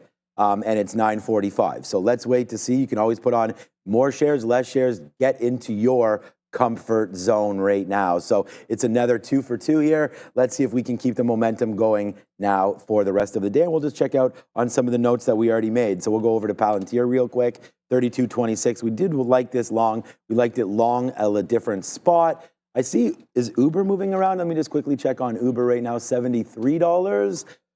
All right, yeah, so, okay, so that's probably why. Now coming up into the day's high break again here for Uber, 73.75. I mean, this could be a good stock as well. I thought we were waiting for 75. So it's this kind of a break that I'm waiting for. So for Uber, I still really like the long. It's just got to get going through that spot. So Uber, it's there. And then Target was that dip buy into 161. Looks like VWAP trade bounced early off VWAP as we discussed again, or as I discussed. That was a good trade there, back upside, but now Target's having itself a little bit of a day. But oh my, Neil, we have two back-to-back dollars, it looks like here, with Apple continuously going higher right now. So that's a hey, appreciate. Hey man, ever since Sharif, like we talk about giving love back and forth to each other, but it really does mean a lot to get that. So I appreciate it from Neil, Patrick over here, and Sharif. Yeah, I mean, I appreciate that, Sharif, and everybody in the chat. So again, thanks for that, because that's the team that we're trying to form here. You know, Neil could put on losing trades. We'd be happy for each other. I put on losing trades, happy for each other. It just goes back and forth here. So you got to sort of share ideas, share the love, and we appreciate that. And I like Sharif over there at the desk dropping us these stories. So, all right, let's keep on going. My daughter's at baseball camp. It's been a perfect week for it because it's like 20, 21 degrees. Not too hot. Not too hot. That starts tomorrow. Oh, we love you too, Hamster One. But all right, let's keep going, man. Apple's a banger there. Amazon's a banger. And it's just chill town over here right now. Yeah, Chilltown, I can't be Chilltown when I'm looking at Macy's tape. So basically, every time it makes a low, you see me staring at it, the play is if it makes a bounce low when I see buyers, I buy off the low, look for the move into VWAP. That's the play. So every single time it gets down there, I'm just going to be looking at any kind of a rejection of a low. I want the play back into VWAP. This time we're in at 44. The local bottom's 39. So it's pretty much, it's actually less risks than the trade before. Last risk was about 13 pennies. This one is going to be about 5, depending on slippage. If we get to VWAP, same story. I'm on the offer all the way into VWAP, no matter what, and then I'll try and hold some in case it does a bit of a bounce play. Walmart, and the reason I said Walmart's or Target's dipping, because I was watching Target and Walmart both come back in here to hold those higher lows. So Walmart back into the 75 zone. We got some out 25s. We got some out in front of 40s. So when that was dipping, we do the reload on Walmart. Just a simple previous high after earnings. You have to go back. That earnings top was exactly $75, and you have yesterday's close at $74.50. Those are the two buy zones for me on Walmart, 75 or $74.50. If we lose 75, I'm out. As long as we hold it, we go back to the well with Walmart. And as far as AMD goes, sometimes you swing and you don't get the fill, still underneath 158. That short's still looking very valid. Didn't quite get there for that curl. Came pretty close underneath VWAP, close enough that I'm going to let it get back up to the high before I start thinking about shorting a different price on AMD. Yeah, my hands are freezing too. Why everything is freezing today? I'm going to be alerting Randy. Coffee, por favor, if available. Oops, I sent it caps. Oh no, I hate hitting these. My hands. No caps. No caps. Yeah, no cap, Randy. My bad, no cap. All right, so we'll wait to see here what's happening with some of these names that we have on board. Wow, DJT was a short. DJT's a short. Okay. Yeah. Well, there was no news, so whatever. Well, the DNC, right? Yesterday they ushered out Michelle Obama. Both Obamas were there. Yeah, I saw that. And somebody else. Oh, Kamala's husband there. The guy. The Uber guy. Yeah, he's on the board or something, isn't he? Or something like that of Uber. Yeah. That guy was, I don't know. I don't know what to think about that speech, but that was fine. I didn't mean it like that. I just don't know. I don't remember what his name is. I just know that he has a connection with Uber, so I just said the Uber. I think it's Ed. Not Ed. Gordon? Not Ed. Anyways, Emhoff is his last name. I know that. I don't. Oh yeah, Lil Jon was there. Yeah. I mean, this is, when you're in a mood, man, you're in a mood. We talk about this stuff every day. This is what trading does to me, baby. Well, life does this to me anyways, but in general. Are we going to Sharif? Yeah. I broke it. Are you guys tired of being late to the trade? Are you always playing catch up in this market? Are you missing out on the big moves because you're too slow to the news? Well, Benzinga Pro is your unfair advantage. Get breaking news alerts up to 30 minutes before everyone else and pinpoint exactly why stocks are moving, and join a thriving community of traders who share their strategies in real time. Are you ready to see how Benzinga Pro can transform your trading? Visit benzinga.com/pro and get yourself that free 14-day trial. We go. Thank you so much there, Sharif. And keep your ear to the ground for the news. Or, you know what? When a move happens and there isn't any news, like I didn't hear anything on that DJT. It probably was an auto short. Ooh, Randy's back in the house. 75.40 Sent you a message on Walmart. Next offer. It's bouncing. It's continuing to go higher. If you picked Target, great. If you picked Walmart, fine. Both the retailers looking very, very good here today. It's freezing in here, Randy. We got to check that thermostat. And I know you've taken a few shots here on Macy's, but Macy's continues, man, to bleed lower. Again, what a great trade to go short. We written down short here, but again, Macy's continues to make that move down there. So I'm not going to try to catch a falling sword, but I don't mind the idea. I would love a coffee if you could get that. Thank you, Randy, for asking. Oh, 100%. Yeah, that's fantastic. Yeah. So thank you, Randy Macho Man Savage over there. Yeah, when Randy comes off the top rope with that elbow, you better damn well watch out for that right now. So, okay. Yeah, man. I think the top shelves are in his past. Randy, this guy? Yeah. No, I see Randy. This guy is, you should see what he just has fun out there. He goes on, stacks up those garbage cans, jumps off them. Right there, lands on Big Patty Ice over here. It's a great time in the midday here, what's happening at Trader TV Live. I actually ran into somebody yesterday leaving, and Ramin was out there. Oh, Ramin's not here. I was leaving to go into the parking garage, and a gentleman, and I forget it was Youssef, or he always watches, so I apologize, from Woodbridge there, and he wants to come by, have a quick talk, and have a look at the studio. But of course, we were leaving for the day, so that was really nice to see him. So shout out there one more time. But yeah, okay, so right now, just coming through, watching out for Macy's, again, lower lows. I do want to short this 1570 if it gets back up there. I don't think that will be anywhere right now.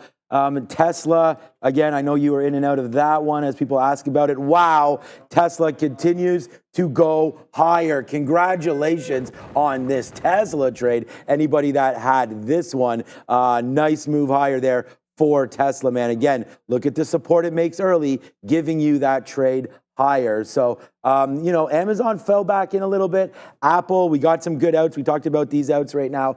So on Apple, we only have about 20%, maybe a little less than that left. And then Amazon, we still have a third of Amazon. Amazon went to 180, 150. We got a little too cocky there. Maybe we have to reload this.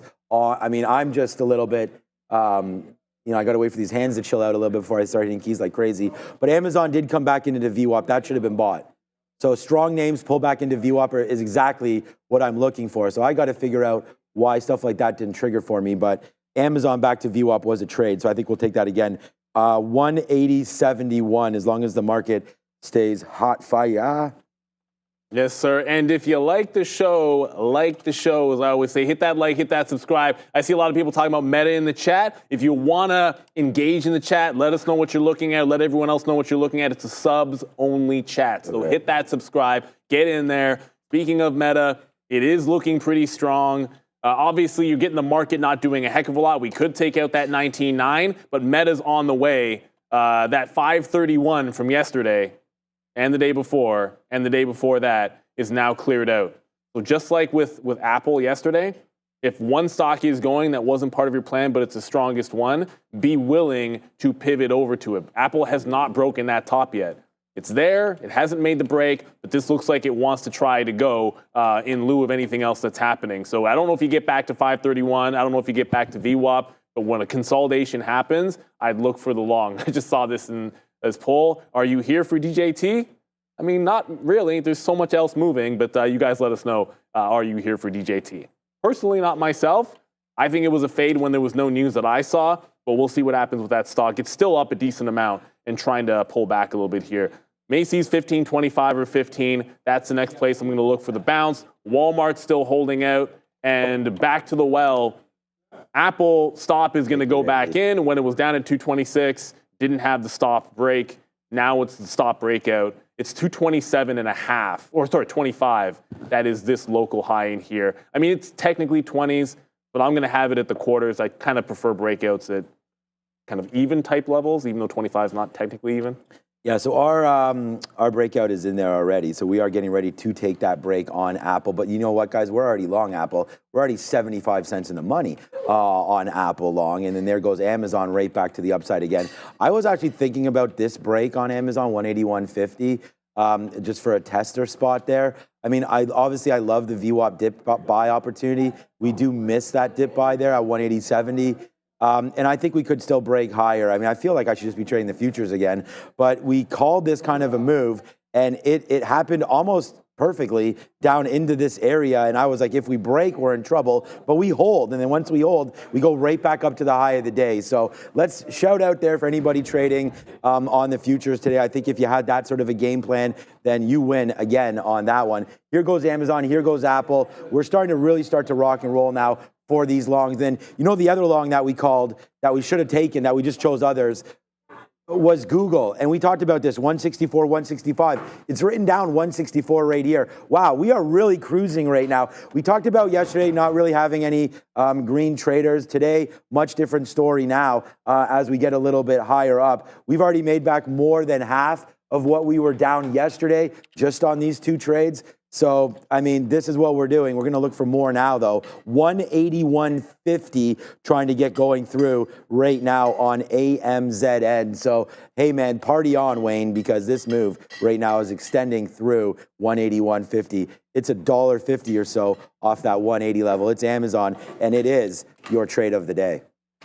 Amazon fly, Apple fly as well. It's Apple's about to get to that break, so it's triple top right now. Let's see if we get this breakout. You never know when it's going to happen, so you want to be locked and loaded and ready for it. No dip buy yet on Walmart. It's coming back. It bounced off of 75.50 and might be retracing. VWAP now sits at 75.20 on Walmart. I can quickly show you here while Apple's up.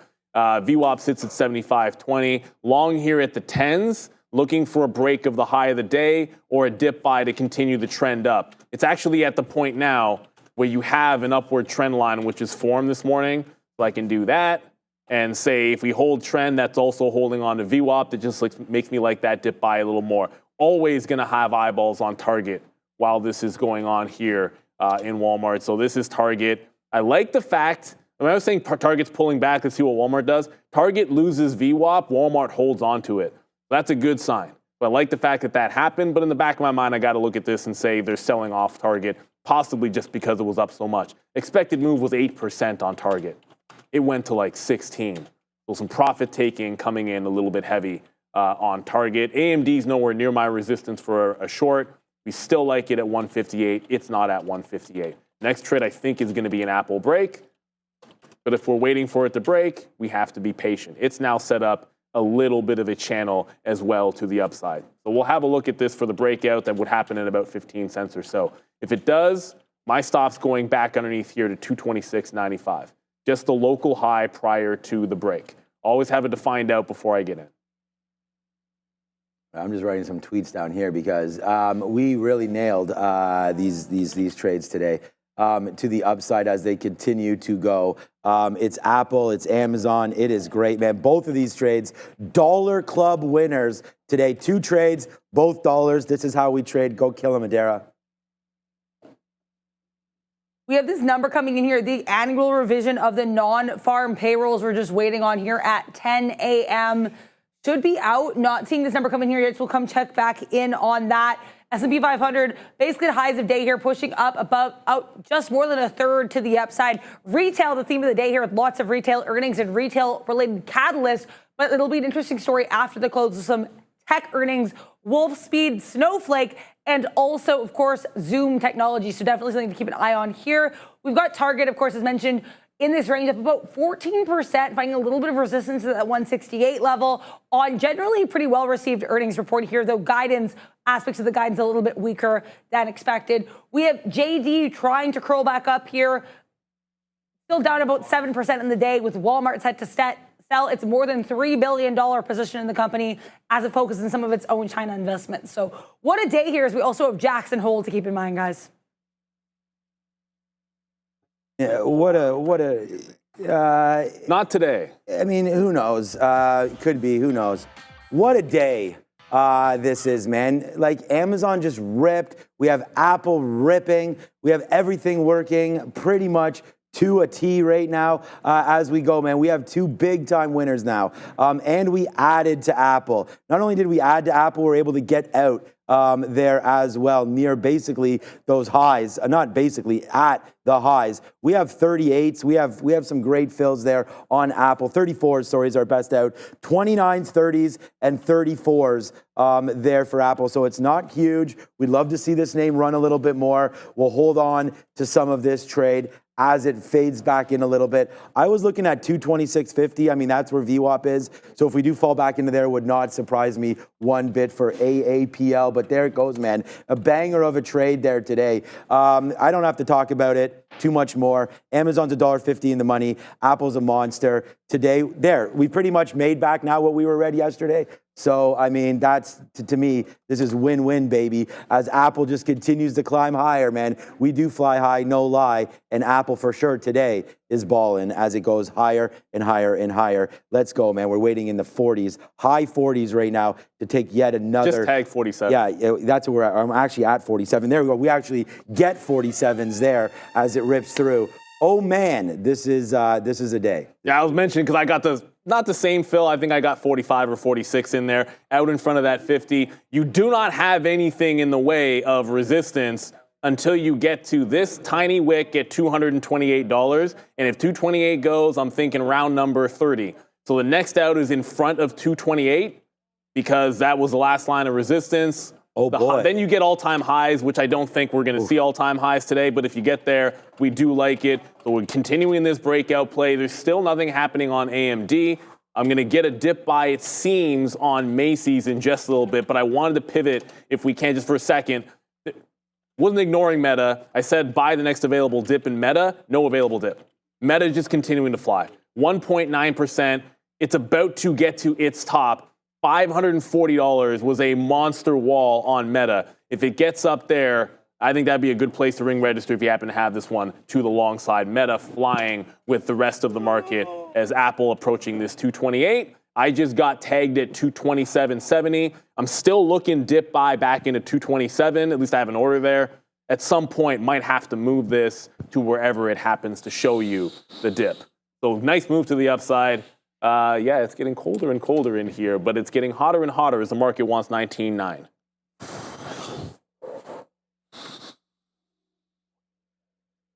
Man, we cold as ice. Man, this Apple has been quite the trade. We'll take out more. Let's just take out more right here at 59. We'll take out more if we can get higher there into 60s and 70s. I'm waiting for 64s, then to 70s. And then we have dip buys. So if it does come back in, it just comes right back in. So let's wait to see what does happen. And by the way, here we go, Neil. We called Amazon the trade of the day about 30 minutes ago. Now it's $2 in the money. And still going higher again off of the sticky note, man. It's a big day, and we just be disciplined, and that's really all that matters. Is be disciplined and trade your style. We talk about that, right? I have many more outs because I have X times the shares. So that's my style of trading. Others will hold it for longer. You guys are trading options. That's going to be again a completely different play, right? We're long Apple at 226 down there. Right now it's at 227.50. That's $1.50. So if you're playing options, you don't have these outs, right? You got to wait for these bigger plays back there to the upside. And if you're trading with bigger lot sizes, then you have to get some out when it rips up like this. You don't have to, but that's the style. So just right there, that's something that you guys, we all got to like adjust with ourselves. It's just like Amazon. You know, if you have thousands of shares, then you're probably like anxious to get out as it rips up. If you don't have that many shares, then yeah, like right now, I want to hold for this play. I mean, I just said this yesterday, and again, it's like, or 2 days ago, it's like a broken record, but I say this all the time. It's like just by me holding this last piece, it's making such a huge difference. And that's what's been happening. And I think that's the strategy for me moving forward is try to make these big plays, give you I mean, you know what? Look where Google's at right now, right? I mean, Google right here is huge. It's at 166.65. The last couple of days, all we've had written down is longs. We've missed the long, but the longs worked. So at the same point, if you like these bases and you like the stock, you could get out here, hold it all day. I don't know. But this is what trading's all about. Is trying to make these plays, make the best guess that you possibly can, and then basically prove it. And I think we're proving it. I think every day I'm sitting here putting on these trades, showing you what my ideas are, what's happening right there. So I think if you guys are asking for traders to put up or shut up, I mean, well, I feel like we're doing put up or we're doing the former. What's up, Adara? Did you guys know here an update on that job revision data? It's not out yet. It has been waited on. I've checked on here. No one online seeing anything. I have not seen anything on any website. It has not yet been published. So just the reason that I haven't delivered that data yet is because it's not out. The second I see anything, I will provide an update, guys. We had Justin Zaks from Moomoo. This is what he said today was out of possibly a bigger deal than Jackson Hole would be those revisions. Because those economic data, it's not always the most accurate thing in the world, to say the least. A lot of times the revisions matter more, and we want to know what's going on in that job market. GDS making a power move into the upside, guys. 23% into the upside. Don't have a story on it just yet. I see a lot of people talking about it. This is not your average nasty-looking chart for a runner. This is a legit looking one, looking absolutely fantastic. So looking pretty good in there. Apple is trying to pull back in here. So always got to look for what is next. The plan was to be looking for 227 to come back in or a VWAP. Previous high break was just above 227 quarters. So that's another level to look for a breakout or a dip back in after the breakout. AMD still doesn't want to get 158. Kind of getting close, rejecting the highs. The market's still trending higher, so I feel like it's going to make that push, run some stops, and then go up. At some point, if we just keep turning around, I might look at a VWAP short or short underneath on AMD. Just hasn't set up just yet. And Alibaba's at $83. That's the other thing. Booyah. Alibaba, 83. I can zoom out and show you that was a big level, but suffice to say, wanted to look short in front of $83 on Alibaba. Well, it just got to $82.90. Let's go to Adara. This was GDS. The company is called GDS Holdings. They posted their Q2 earnings this morning before the bell. They beat here at earnings per share. There's a smaller loss per American depository share than expected. They did miss on sales. It's worth noting, too, this is not a small float or small market cap company. They have a float of 1.12 billion shares. So GDS here, nice push up above that $15 level. Again, this is a Chinese ADR, guys. I'm just gulping on this Meta. Like, wow, what a What a move there for Meta. Okay, just real quickly, man, 182. I'm wondering about a break here lower. Do we just get out of Amazon? I mean, we don't need to be in this name all day. We've already nailed it. I mean, this was a great stock. We didn't get out at the very top, obviously, but a 182 break could solve it for me, and I just get out 181. Or do we just let this thing continue to move higher? I kind of want to end this trade, to be honest with you. Man, I've been gulping this water real quick. 128. What's the high? 182.38 is the high. Let's go to 20s or so and see if we can't dance with this right now. So, all right, we're gonna try this level here on Amazon. Get out at the top. We only have a third left. If we're able to do that, great. We've been singing on Apple, man, singing its praises, and now it's come back in. We just got another out there at 48 right now as it came in. Sorry, 38 as it came back in. So not great finish to the trade here, but that's fine. Apple is going to be 10x the best name here on the show today, right? So right now, that's going to be good for me. I'm happy with it. Again, you put in the risk where you think the risk is due. I thought it was risky to buy some Apple down there because we didn't necessarily have the best stop zones, but 226 still winds up holding, and then there's the reaction back upside. The only other play that we've had on today was Amazon, and we sort of just talked about that. I wonder if this is getting a little bit top heavy as we'll go and adjust our stop right now. 181. I was going to say 79, 181. What is that drop right there? Yeah, 181 like 84. Let's just get it out again. Look, if this ticks up and we hit at 182, right now we're at 182.26. So for some reason, I'm at that level. So let's see if that fills. If it does, great. If not, unfortunately, we'll have to take that stop order. And I don't want to do that, but the market is at the highs right now. Market's flying right now. So, I'd be surprised if Amazon does pull back too much, but that is the stop if it does hit. And then again, we talked about sort of the benefits that are afforded by having more shares. A, more profit when you're right. B, a lot less profit when you're wrong. But C, getting you out on some of these spots. So here comes Apple back up to the upside. Let's take another piece out as my confidence here. As the market's at highs and Apple is not, right there for me, that is I need one of these emojis somehow. Red flag. Like that's a red flag for me right now that Apple is not continuously going higher. So we're at 45. We just stopped at 44. Hopefully we get that fill and we'll move on. It's Apple and it is I think the trade of the day is Amazon, but P&L wise, it's Apple. Yeah, I'm not as concerned about Apple yet, simply because it made that break of such a key level and then it just held above it. This is what I mean. Like it's held above, which is a good sign. I'm still, let me cancel. I was bidding in front of 227. You just dipped down and didn't tag 227. You got into 227.25. So might look for another level in there for a reload. But 75 went on Walmart. 75 was the first level we trade off of. We were reloading a couple times. It just came out. I'm going to try to stay green on this one. It can reclaim 75 or VWAP, and I go long. But if it fills in this gap, I like yesterday's close for another new level on AMZN. Still looking pretty solid. Up 0.5%, but remember what I said about Target. Like Target's still in the midst of this dip. It just went down to those low 160s. I think that's a decent sign that the buyers were right there at that 161 zone on Target. If it can double bottom, kind of like that one to the long side as well, but I'm already kind of focused on Walmart at this point. So Apple still looking dip buy.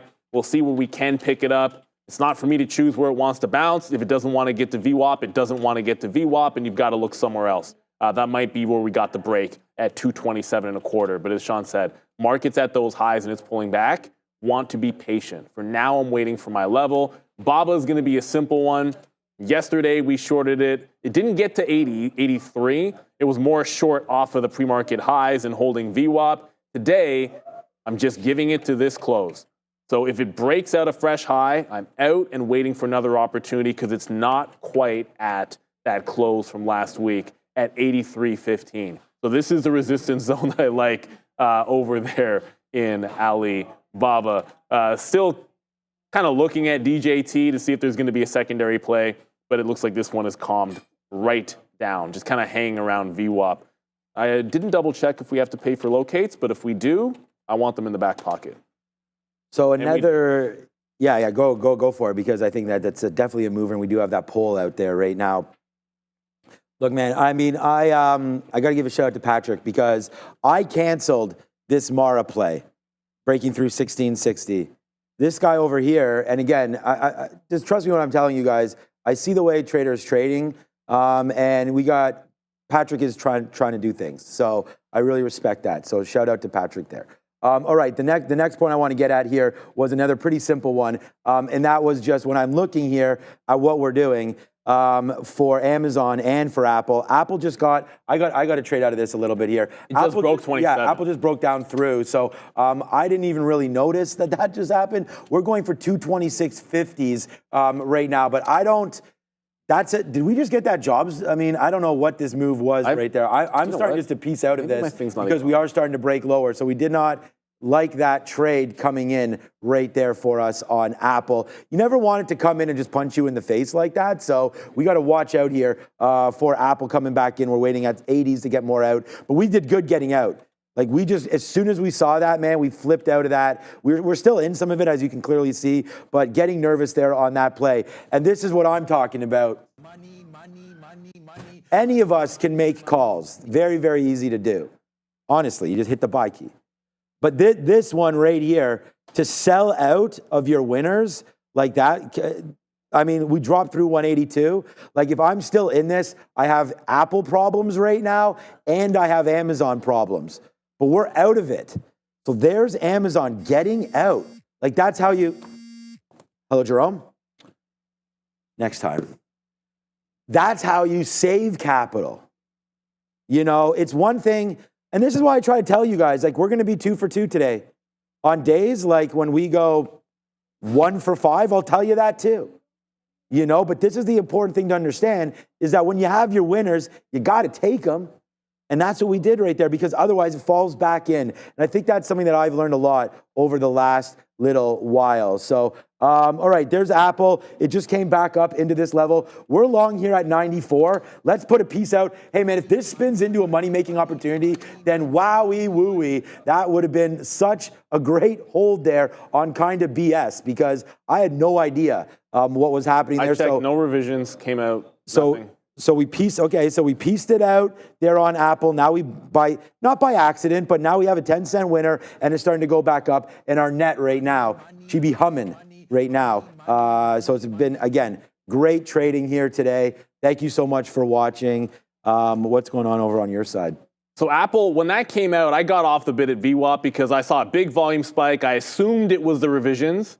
That was not true. It made a nice bottom. You're making the higher low. I'm gonna let it calm down a little bit here. I'd like to see what we do with the next candle. Like, you had a bit of a dump. I'm gonna get out of the breakout trade that we had to preserve capital, and I just want to see the next move. If it's hold VWAP, I can find my way back in easily. Let's go to Adara, see what we just had there. Just to clarify, I am still not seeing any confirmation that we have those revision numbers. The one number that is being tossed around quite a lot in social media that has been released here by the Bureau of Labor Statistics is the county employment and wages, so the changes in U.S. counties in terms of their employment and wages in Q1 2024. Again, this is not the number we're waiting for, but there is some circulation of that number. We have not yet gotten the revisions. I am still looking and waiting here, guys, and I will let you know the second I see anything. Be right now getting back into Amazon and just letting everybody know that. But the problem is, for me anyways, is why. So it's just like, I like the stock, but if we're going to drip down like that, or not drip, but like really make a move down like that in the futures, and we're waiting for some numbers, well, then we got to wait for some numbers, man. I mean, it's just kind of that simple. So let's just continue to do that. If something comes out and it's released and Amazon wants to sort of hang out, then we can make that trade. But for right now, like I said, we sort of covered up what we had lost yesterday. We're really feeling good about what we're trading and how we're trading. So I'm just going to try to stay in that zone right now and be as focused as we can be with what the stocks that we're looking at. So that's going to be my sort of plan of action here a little bit as we wait to see what's going on. So Amazon would be a buy for me here at the 50-period moving average. I just am gun shy to do it after that kind of a move. So, that's something to look at. Palantir's not really moving. We can have a quick look at this one again, but there's Palantir, just made that dip down again. It did barcode up here at 32.50. That could be also a really good breakout long. Again, maybe if you're trading options or something like that, 32.50 is what you're looking for to get sort of going. We've really stopped out on there before. You'd obviously like to see a 33 take before you get crazily aggressive with it. But you know what just happened, man? Money. Apple. I mean, as if, Neil. Here we go, man. It's a 50-cent winner on the back end again for Apple. So, I mean, you want to talk about having confidence.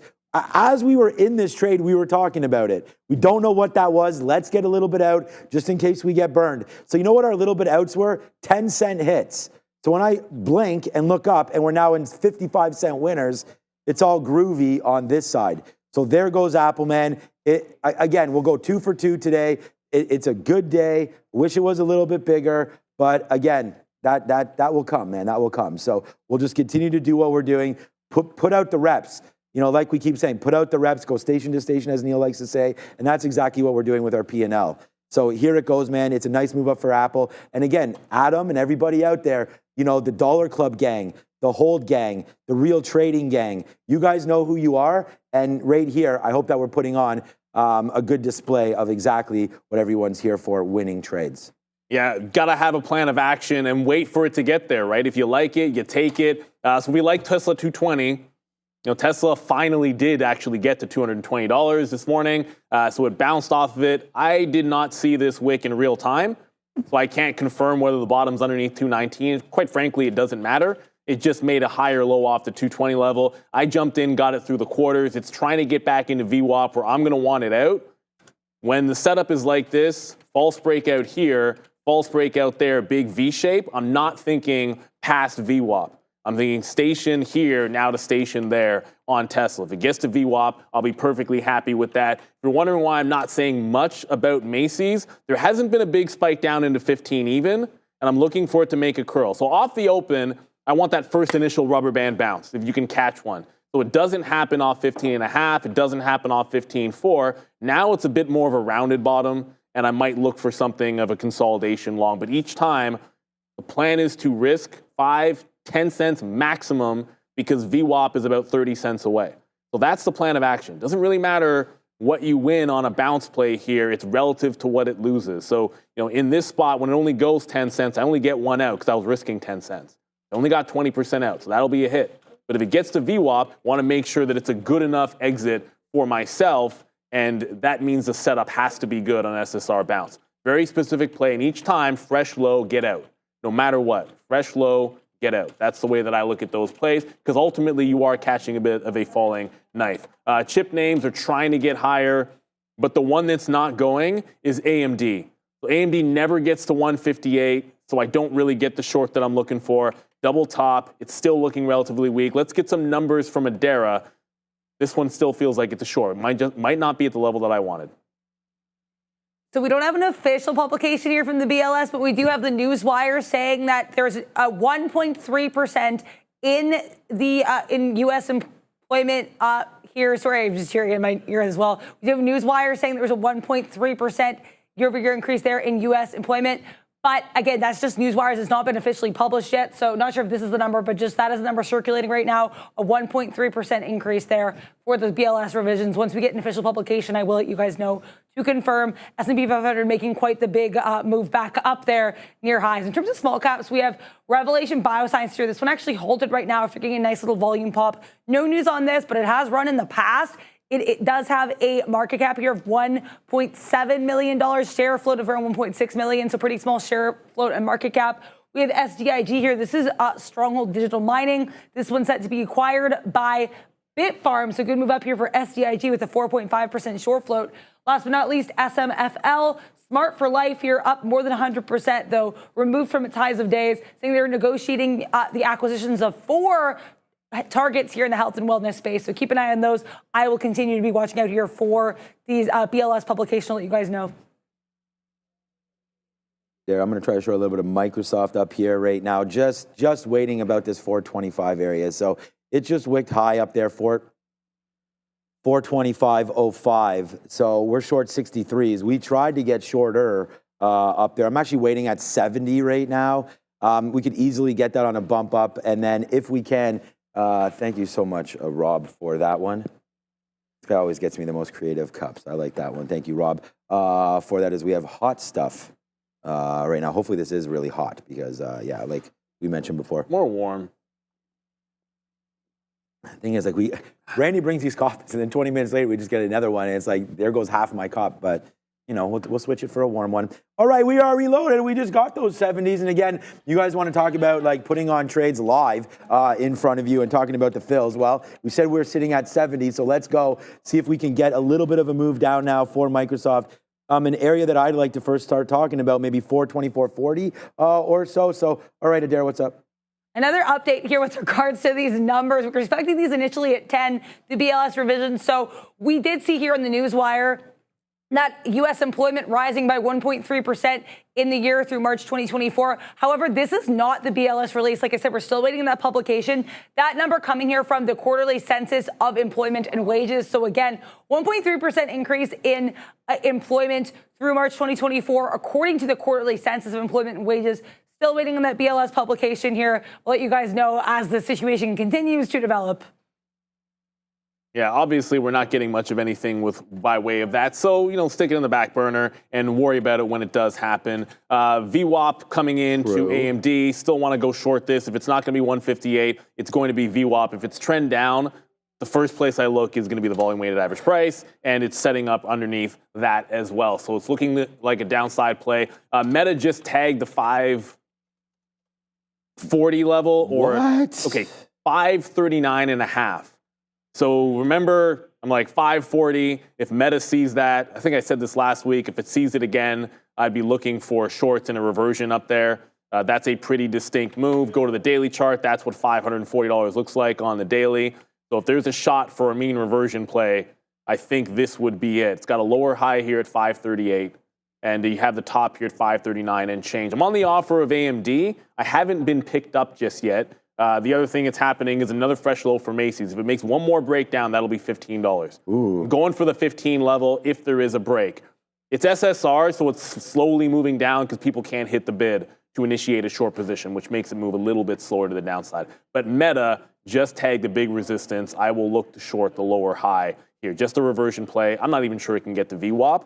That would be a home run if you can get some 80s, 38 halves and get to VWAP. I think halfway would be good enough. All right, good look there on Meta. I really like that stock. I'm actually sitting in my PA trying to get some out right now, so hopefully that can happen for us as well. We'll see. But right now, there's Microsoft. Let's go, man. Honestly, props it up for that trade because we just put this on. We get some at 70s, some out 40s. It's only 30 cents, but we're still holding on to 75%. So I have... We'll just take out a small piece there. If it can come back into 424, we'll definitely take that. Then the VWAP is down here at 423.80. So we're pretty well in there. We just went into the 30s. Look, one little whoosh down here, like especially if we break this area right here, then this will collapse. So it's just a matter of time. Right now, Microsoft is red on the day. Market is green. So, you know, in my studies, as we've talked about this, we like to trade these names relatively against the market right now. If it's going to be short with an up day and it's here at the 200 period, we'll try to play a little bit of a reversion back in. But we are really aware of this top and able to punch out if that does break. And the thing is like, look what Apple just did. I mean, that's a face slapper. It just went from the bottom to the top again. Like we have this long. We have one out there. We have one out down there. It's probably 10 or 15%. I can go back and check for you. But there it is, man. We bought this dip. It came right in. And this is what happens. Adair's coined this, but you got to have confidence in the levels that you're sitting at. So when Apple came through, we're sitting there for a reason. It's at VWAP. We like the trade at that level. So when that came through, for me, it was kind of like a no-brainer. We wanted to hold it, but at the same time, we're very unaware of what was going on in the market. So we have to make a call, an educated call, to get some out. So that's what we did there, and it worked. So good trade there for Apple, able to get the last piece out there at 60s. It's not the last piece. We're a decent piece. We're still holding on to about 15% of Apple. So far, so good here today, man. It's been, like I said, not the biggest day. but a good one. And we'll just hope now that Microsoft can continue to bleed. It's not really doing that, but if the market does make a move down, I do feel like we can get 424. But again, watch out now. We could put on our first L of the day, and that would be Microsoft breaking above 425. So if you're nervous about this trade, hey man, just take 50 cents, Neil. I mean, when you're in a 50-cent winner, no matter what the name is, you know, you may want to consider taking that, especially if it's 1-to-1 or greater than 1-to-1 for your management. So here it comes back in. It's Microsoft. It's hopefully going to be another banger. Yeah, speaking of 50 cents, that's the spread on Meta right now, which makes it tricky to get in. You had to, you come to the chart for a quick little second. Like you had to hit the bid, no question about it. Like it was trying to get to this higher low or lower high here, trying to grab it in front of 538. No fills to be had. Now it's starting to tighten up as it's pulling back. I'm not going to chase it underneath 537. I want to make sure that if I'm getting it, this is kind of the reversion. If I can't get it off of this trend line and give it to the 538, then I don't want the trade. That's going to be the risk to reward for me. So I'm not going to close the spread. I'm just going to leave it in, see if we can't pick up that fill while it's still going to be valid. Didn't catch that, Fabian. You let me know what that was. Adara. Oh, it was going back to Adara. Dude, I gave DJ. We just got these inventory numbers here as well to talk about before we get to crypto. Gasoline inventory is coming, the draw coming in lower than expected, higher than expected though for crude oil and distillate. So those are those EIA numbers. Again, higher than expected draws for distillate and crude oil, lower than expected for gasoline. Bitcoin, apparently, according to some analysts here from 10X Research, which is a crypto-based analyst firm, thinking that there could be a potential short squeeze at this 59,000 level due to some technical indicators. The head of research at 10X saying specifically the RSI bottoming out where it is could be a good look for Bitcoin. So keep an eye on this 59,000 level. I've talked quite a lot here over the past few days about that 58,000 level on BTC. So we do definitely have a base coming up here. Definitely some rejections here at that 61,000, but slight curl up here, slow curl for BTC against the US dollar here as we try to edge back into that 60,000 level. Slightly down in the day, as is Ethereum holding on right now by a hair to 2,600. BNB and Solana a little bit weaker here, but generally we have either slight negativity or pretty decent positivity in a lot of these crypto names. Toncoin, Dogecoin, Cardano all up more than 1%. Cardano and Tron here actually both up about 5%. So good look for a lot of these crypto names with Ethereum and Bitcoin being a bit more stagnant, guys. Yeah. So watch out. Thank you, Adair, for all that talk. Yeah, the small one's moving today. Yeah, you got to watch out now. Bitcoin almost at 60, though. Yeah, exactly. 59.7 right now for everybody's favorite large cap crypto. All right, Microsoft. Look, Microsoft just fell into 424.20s and stopped right there. So I'm sitting there now. So if we can take a 50-cent winner here, I'm going to take out another piece and hold half. So we're sitting, it just needs to flush. Sharif, man, this is happening again. Now we're $1 in the money on Microsoft. Man, we just switch up the plan, baby. I mean, this is what it is. You got to find the right names. You got to trade the right names. And that's exactly what we're doing over here. Neil's back in Macy's. We like that. I don't know what did you have anything just now? The market is coming in. Macy's, okay. So here comes the market in again right now. It's a 70-cent banger, man. We just said it's a trophy day on 2 trades. Now it's a trophy day on 3 trades. Let's see what winds up happening here with MSFT. So I got to cancel my order on. We're not going to get Meta with the market coming back in. It just flashed $3 to the downside. I will not be chasing Meta if it gets to VWAP. I said it will look different on Macy's for an SSR bounce because it's no longer a falling knife. It's now a consolidation long. So what just happened, if you're wondering, it's nothing crazy. This is going to be hard to see because nothing really happened on the chart. It was a level 2. So you got to the bottom again at $15.25. Bid stacked at 25, held, some size showed up, stepped it up a little bit to the $28 level. I punched long at 30 when I saw that happen, stop underneath the 25. So it's just like we were looking for there. Long at 30, stop underneath 25, and once it gets into those high 30s and into VWAP, which now sits about 15.6, we're going to get those offers out there, although I just realized I hadn't put them out. I was yapping away there. And I now have shorts of DJT.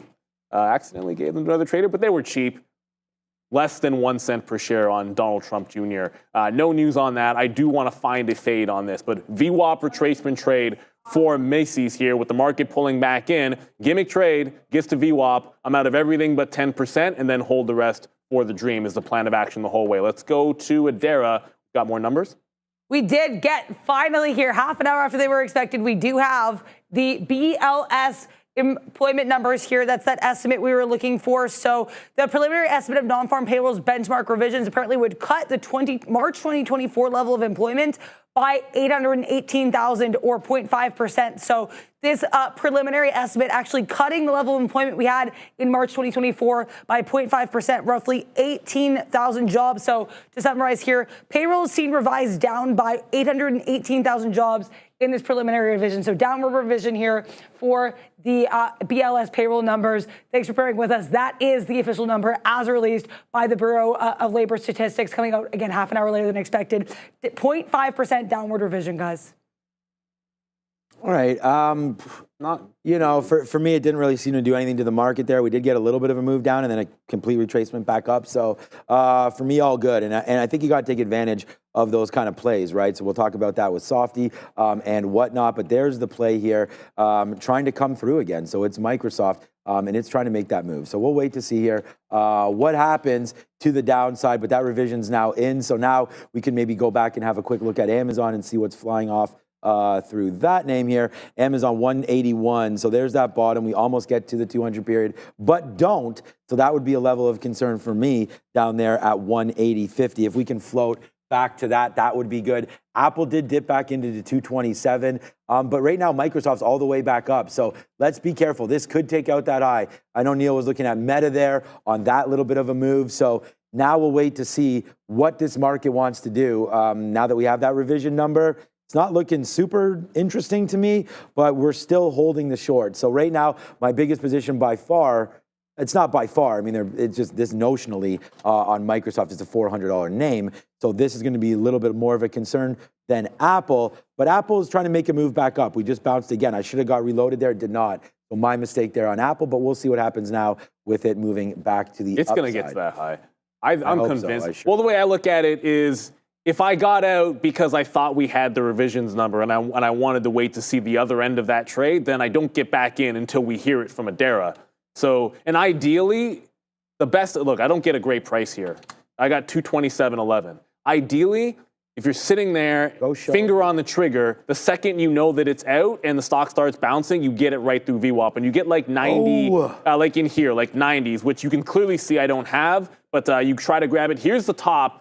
Oh, man, see what's this is exactly what happened yesterday on Apple. See this?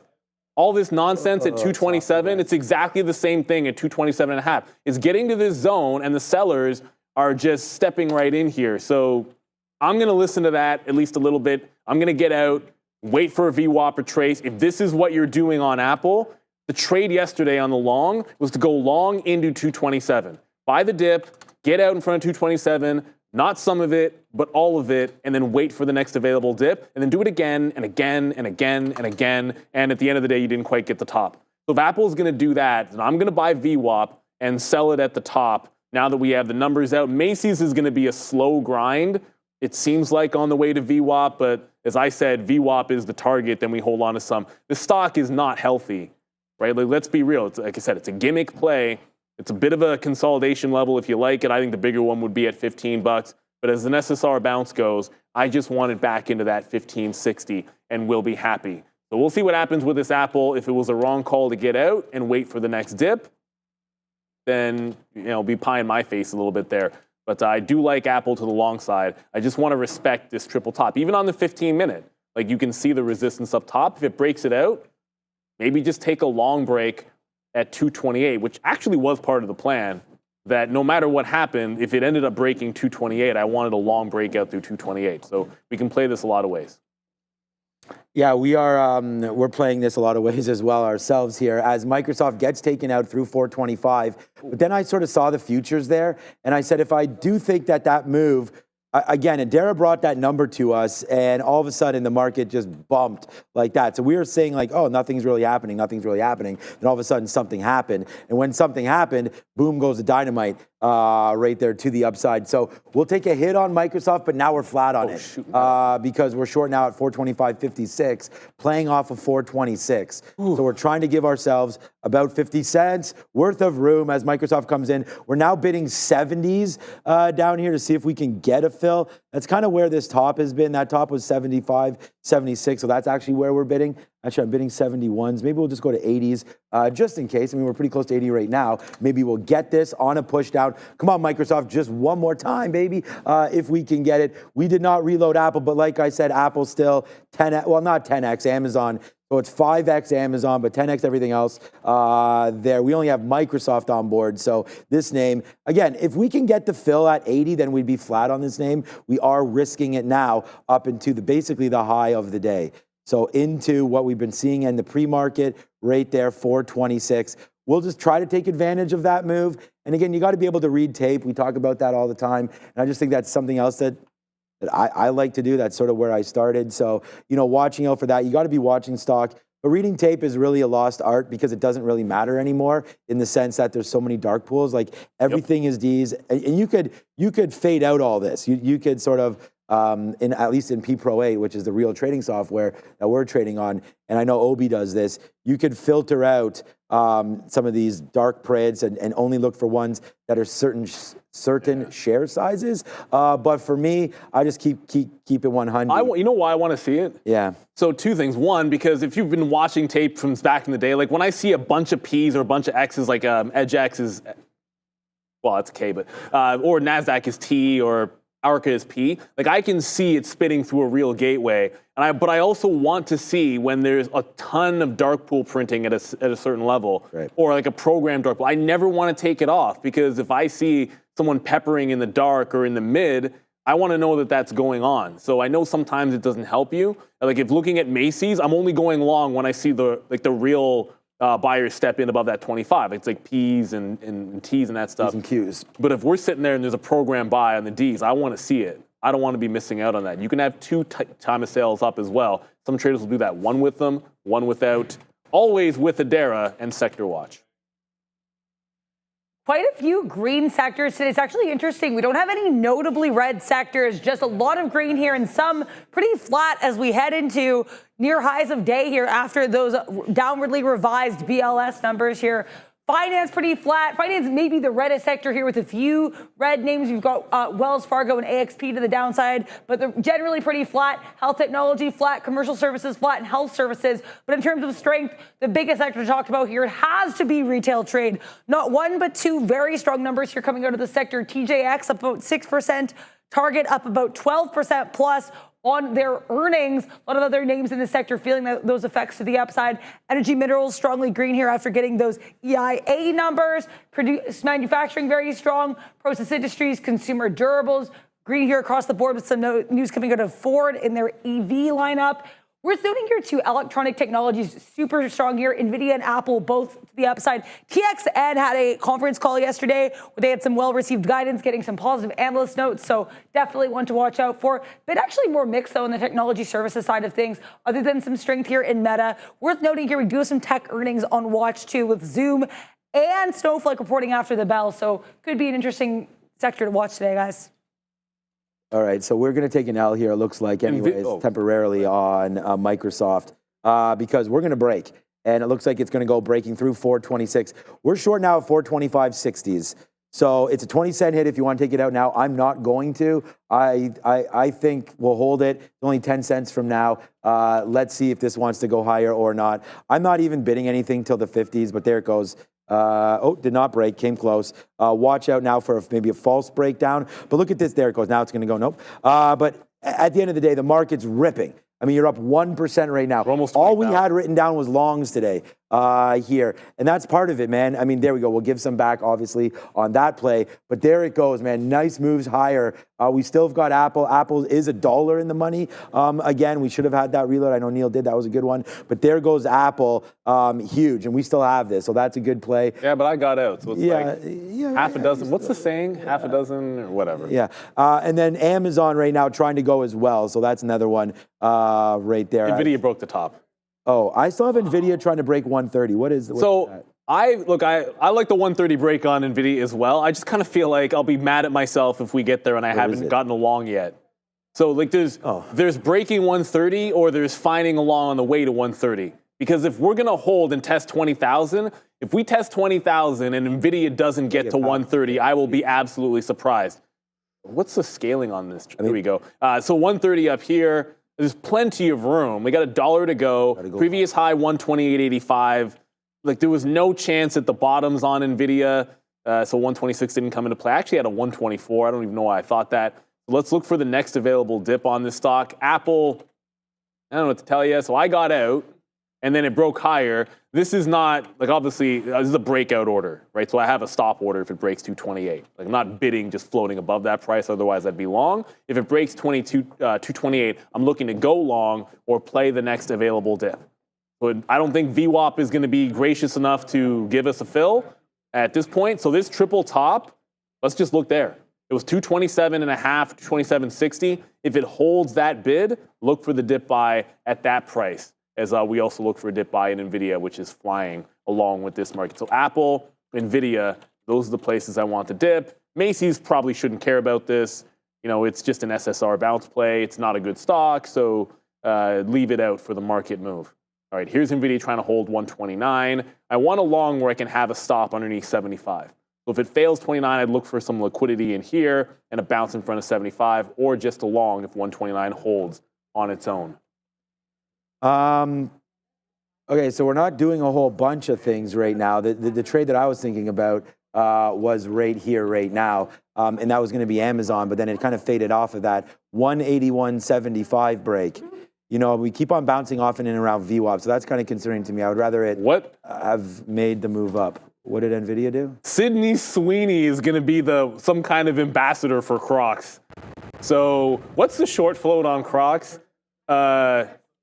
What is going on? Okay, so I'm hearing Sharif and Dara talk about this. 9% short flow. It's already gone. Okay, there might not be. I don't know what you can grab here. There's already up 7% on Crocs. This couldn't have just come out. No, this had to already happen. I heard it in my ear just now. This for Crocs, but I mean Crocs already up $8 and it just pulled back. So I'm not punching any highs. I got excited about that because everyone knows when you get an important ambassador, it's a popular one. It's 9% short float. It would have looked interesting to me, but I'm not going to hit it at those highs. So let that one calm down a little bit. I just heard it in on Benzinga. So let's see if it continues that trend. Eyeball's still going to be on NVIDIA and Apple. NVIDIA just did the liquidity grab underneath 129, held 129.80. So I'm going to give it to that local bottom, and we're going to go long here I don't know what everyone's so excited about in the back there. Okay, they're excited about the Sydney Sweeney thing. Okay, fair enough. I mean, Crocs just pulled back like $3. I thought it happened just now, and I could look over at Crocs and maybe punch along. But it was already up like $8, so what are you going to do? Okay, so this is getting, she's really excited about this, by the way. So we'll hopefully have a look, good, man, you've seen him on his Instagram. Two positive trades. I know what he looks at on Instagram. We've already seen that live. So I know. Which is fair. Hey, man, to each their own. I'm not judging anybody.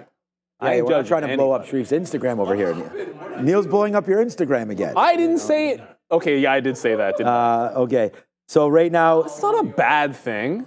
I don't see what the big deal is. Potentially why Sharif knows... I mean, you know, I don't know if that would show up on my Instagram feed or not, but, you know, shout out it wouldn't show up on mine. Right there, very excited about Sydney. But at least I know who that is. Yeah, Sometimes exactly. I wouldn't know exactly. at all. I mean, you're old, but I mean, at least you're right there with Sydney Sweeney. All right, Tesla trying to go right now. Again, here we go, 222. Tesla trying to pull back just a little bit right now. So we're really in nothing. We still have Apple. Apple was $1. We still have a little small piece there. But now the market's trying to come back a little bit. So we're not going to get that Amazon top tick out. But here comes the market in just a little bit. Let's maybe try, I don't know. I don't want to really try. Microsoft is, look at Microsoft, by the way. We got stopped out 426. It's now $1 down. But there it goes. Oh, this is what happens in the market, right? So a nice little move down as we wait to see what this retracement is all about now. Downside, I'd say yes now for the market. So there we go. Nice little move down. We were trying to catch that, but we can't be in it forever, guys. Unfortunately, you know, that's just part of it. And again, move down. We will have a negative name today. That will be Microsoft.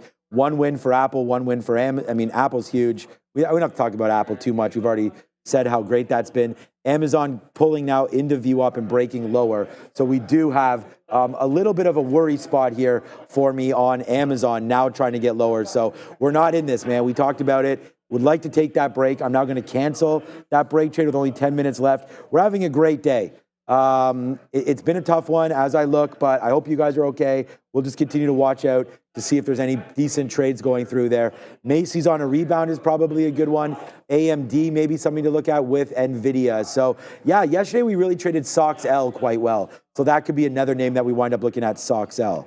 Yeah, it's a slow motion move up on Macy's, which is wild because it was not a slow motion move on the way down in the pre-market for Macy's. Slow motion foment. Slow motion foment. So look, NVIDIA, if we're going to get to VWAP, I'm not going to hold to VWAP. The plan was buyers came at 29, give it to the local high, right? So if that's what we want to do, and then wait for the next available dip. Next available dip looks like VWAP. It's 128, but remember the support, it's double barrel support at 127.60. Like there and there. So I don't want to get married to the notion that it has to be 128 because there's a good chance that the buyers were underneath 128 before, that it's just best. Even if you're going to stop it, it's not like you can go 128 and a stop at 127.5 is a bad out. That's reasonable on NVIDIA. But if you can get your price better than VWAP underneath and then have a better price with the same stop, then you might as well do it. So when the market's coming down like this, I'm not just going to buy in front of VWAP. Support's at 127.50. I'll see if I can get some longs in front of that. Adara, what up? No? Yes. We do have here the U.S. dollar trying to break its 3-day red streak, though maybe not for long. Green on the day right now, but definitely a bit of a bearish topping tail candle on the daily chart for the DXY. Payrolls here coming in lower than expected. So this payrolls benchmark from the BLS for March 2024 was half an hour late, but it also showed a 0.5% decrease here. So negative 818,000 jobs versus the estimate of a 187,000 job decrease. So that's certainly worth noting. Also worth noting, though, is the FOMC minute release for the July meetings. So again, not a meeting here. This will be the minutes from the July meeting coming out here at 2 p.m. This will be pivotal as we wait for the Jackson Hole Symposium to unfold. We have Fed Chair Jerome Powell set to speak at 10 a.m. Eastern Time on Friday. So again, FOMC minutes and these lower than expected payrolls estimates coming in, certainly weighing heavily on the U.S. dollar today, guys. I mean, I actually want to throw up right now. Like, we had this Microsoft short dead to rights, and we were out of everything else. Like, we didn't even have a risk to the long there. Like, that's how well we sort of sniffed this out. And I'm sitting here basically wondering what I've done now. There's a huge move down. With just a couple minutes left in our show, you're going to go over to the midday show where they are talking about MACD. If you're looking for oscillators, Sharif is your guy today. MACD plus Sydney Sweeney. You're going to have one hell of a show. It is a swish. It is a damn well home run. So right there, we're getting ready to rock and roll. Shout out to Sharif, Patrick, Neil, everybody today. It's been a great day. And I hope everybody has been having as much fun as we are here, Neil. So far, so good. Let's just keep the good vibes going, as you always hear us talk like that on this show. So lots of fun with Miss Sweeney. I don't even know what to say about the whole, look, the market is wild enough, and hey, maybe this ends up being a story that moves something you could trade off of. I think the Crocs could easily squeeze. I'll go back to it in a quick second. Remember I was just saying about NVIDIA, don't just marry yourself to VWAP? The buyers were at 127.5 before. The buyers are at 127.5 again here. So looks like it's trying to get into VWAP. All of a sudden, 128 is a little bit of resistance. I was short so if that's going to be the case, then we're going to get a little bit out there if we can hold VWAP. So don't hold this to there. Get out and then go back in off of those lows. I am not happy with myself over my performance in Meta, because there's your trend line in Meta. There was one chance to get this trade. It was right here. It was right there. It came up, it wicked the trend line, and the market just fell like an absolute rock. And like that happened really fast. You guys can tell, you can see the reversal. That's a tough one to get into because you're looking for it to break up and then fail. And when it fails the trend, you got to try to get it on the way back down. That's tricky to do because you have to be very, very fast if that's the entry. And it just fell a lot faster on Meta. So I might as well just get rid of that trend line. It's no longer valid. Can't really trade off of it when it's already dropped $5. All you can do is brush it off and move on to the next, which, by the way, I'm not saying it's going to be the next. I'm not reloading Macy's. Like, either this bounce gets us to VWAP or it just doesn't happen. The most it went was, I think, 10 pennies in the money when I was risking 5. And if that's what Macy's is going to do, that's what Macy's is going to do. You can't make it trade a range that it doesn't want to. Oh my goodness, Apple. Apple's at 20. All right, just cancel the breakout order at 228 because Apple's at 226. Okay, that just happened. Yeah. We're here now. We just gave up $3. So yeah, that sucks, man. What the heck? We were right there on Microsoft. And I just turned over to Shreve. Like, you won't believe what I've done. But that's okay. Again, stop orders. And we had Brian Shannon on yesterday. We talked about, making sure that you trade what you know and trading your style and all of that. And my style, of course, is to trade bigger shares and get out when key levels are broken and try to be a little stubborn sometimes. We did hit Microsoft really great, but we didn't hold it enough. So that's a day changer right there. That's like a month changer if we're able to hold on to that. Now, don't get me wrong. We would have been, we probably would have won $3. Like, we'd still be in some of it. But the real play is probably $4.25. We would have been real excited about the dollar. Then into here, we probably would have got out. So this is an extended move down. So all good on this one, man. To be able to sniff out certain plays, like we're out of Amazon all the way back in, there's going to be plays here that are going to be coming through. I just don't right now want to go long. We've said this play, man. Like I was talking about what levels could we possibly break. We're right back into here. I'm nervous about this 19,800. I sort of documented this or talked about it anyways earlier on. And thank you, Mr. Westermeyer, by the way. I did see a super chat slip in there. I think it was $2. I'm just saying entertaining and great trades. So yeah, man, I mean, it'll be a positive day for me. That move there sucked because of Microsoft. But again, we get out of the way on Apple. We don't average in. There's no problems. And Amazon, we're out of the way. It's just the one red name we'll have. We'll trade 3 names. We'll be red on Microsoft. But I leave with confidence knowing that we nailed that play. It's just we don't have the right out. So all good, man. What's up, Rivian Millionaire, man? I'm still waiting to make my first million on Rivian. So I think that stock would have to go to I think we're all waiting for our first. For me to make $1 million because I don't have. That would be a fun thought experiment. What's that? I'm gonna figure that out for myself too. What price would I need Rivian to go to get to $1 million? Yeah. I'm gonna go with never. That's my answer to that. Like Rivian, to me, it's like a home run or bust type of play in the long term. I have it in my TFSA, which is, I don't know, I'll call that a swing account, it's a tax-free savings account here. So all those tend to be my like more shot plays. But it's a small percentage of it. And sometimes you take a shot at a stock, but it's not like one of those core holdings. I think that makes a lot of sense. Apple wicked 226. So when I was like, Apple's at 226, like if we don't break that support, as Sean mentioned, 19.8. If we don't break it, then the stocks I like long, if they hold a support line, then I'm going to try the bounce. So Apple, while that was going on, I didn't realize I still had my stop in case it broke out. So I had a stop, which would obviously trigger because you're underneath these prices. So I got long and it immediately just punched me out. I'm like, oh, I still had a stop from before. So I punched back in, and this is a retracement. It held on to 225.90. and came back above 226. When I saw that, I'm like, I want the long 226 to the low. So I grabbed it when it held the bottom, after it held the bottom, I should say, not as it's holding. After it held the bottom, get some out 20s, get some out 40s, look for VWAP is the plan of action. We're out in front of the 50s somewhere. The 25 already had a seller. We're going to look for VWAP or trace here, but you know, sometimes you get them, sometimes you don't. Meta all of a sudden looks like it could go a ways back here. It's underneath VWAP. Look at where this turned from on the daily. From so strong to this, I got to be thinking there's a short here somewhere on Meta.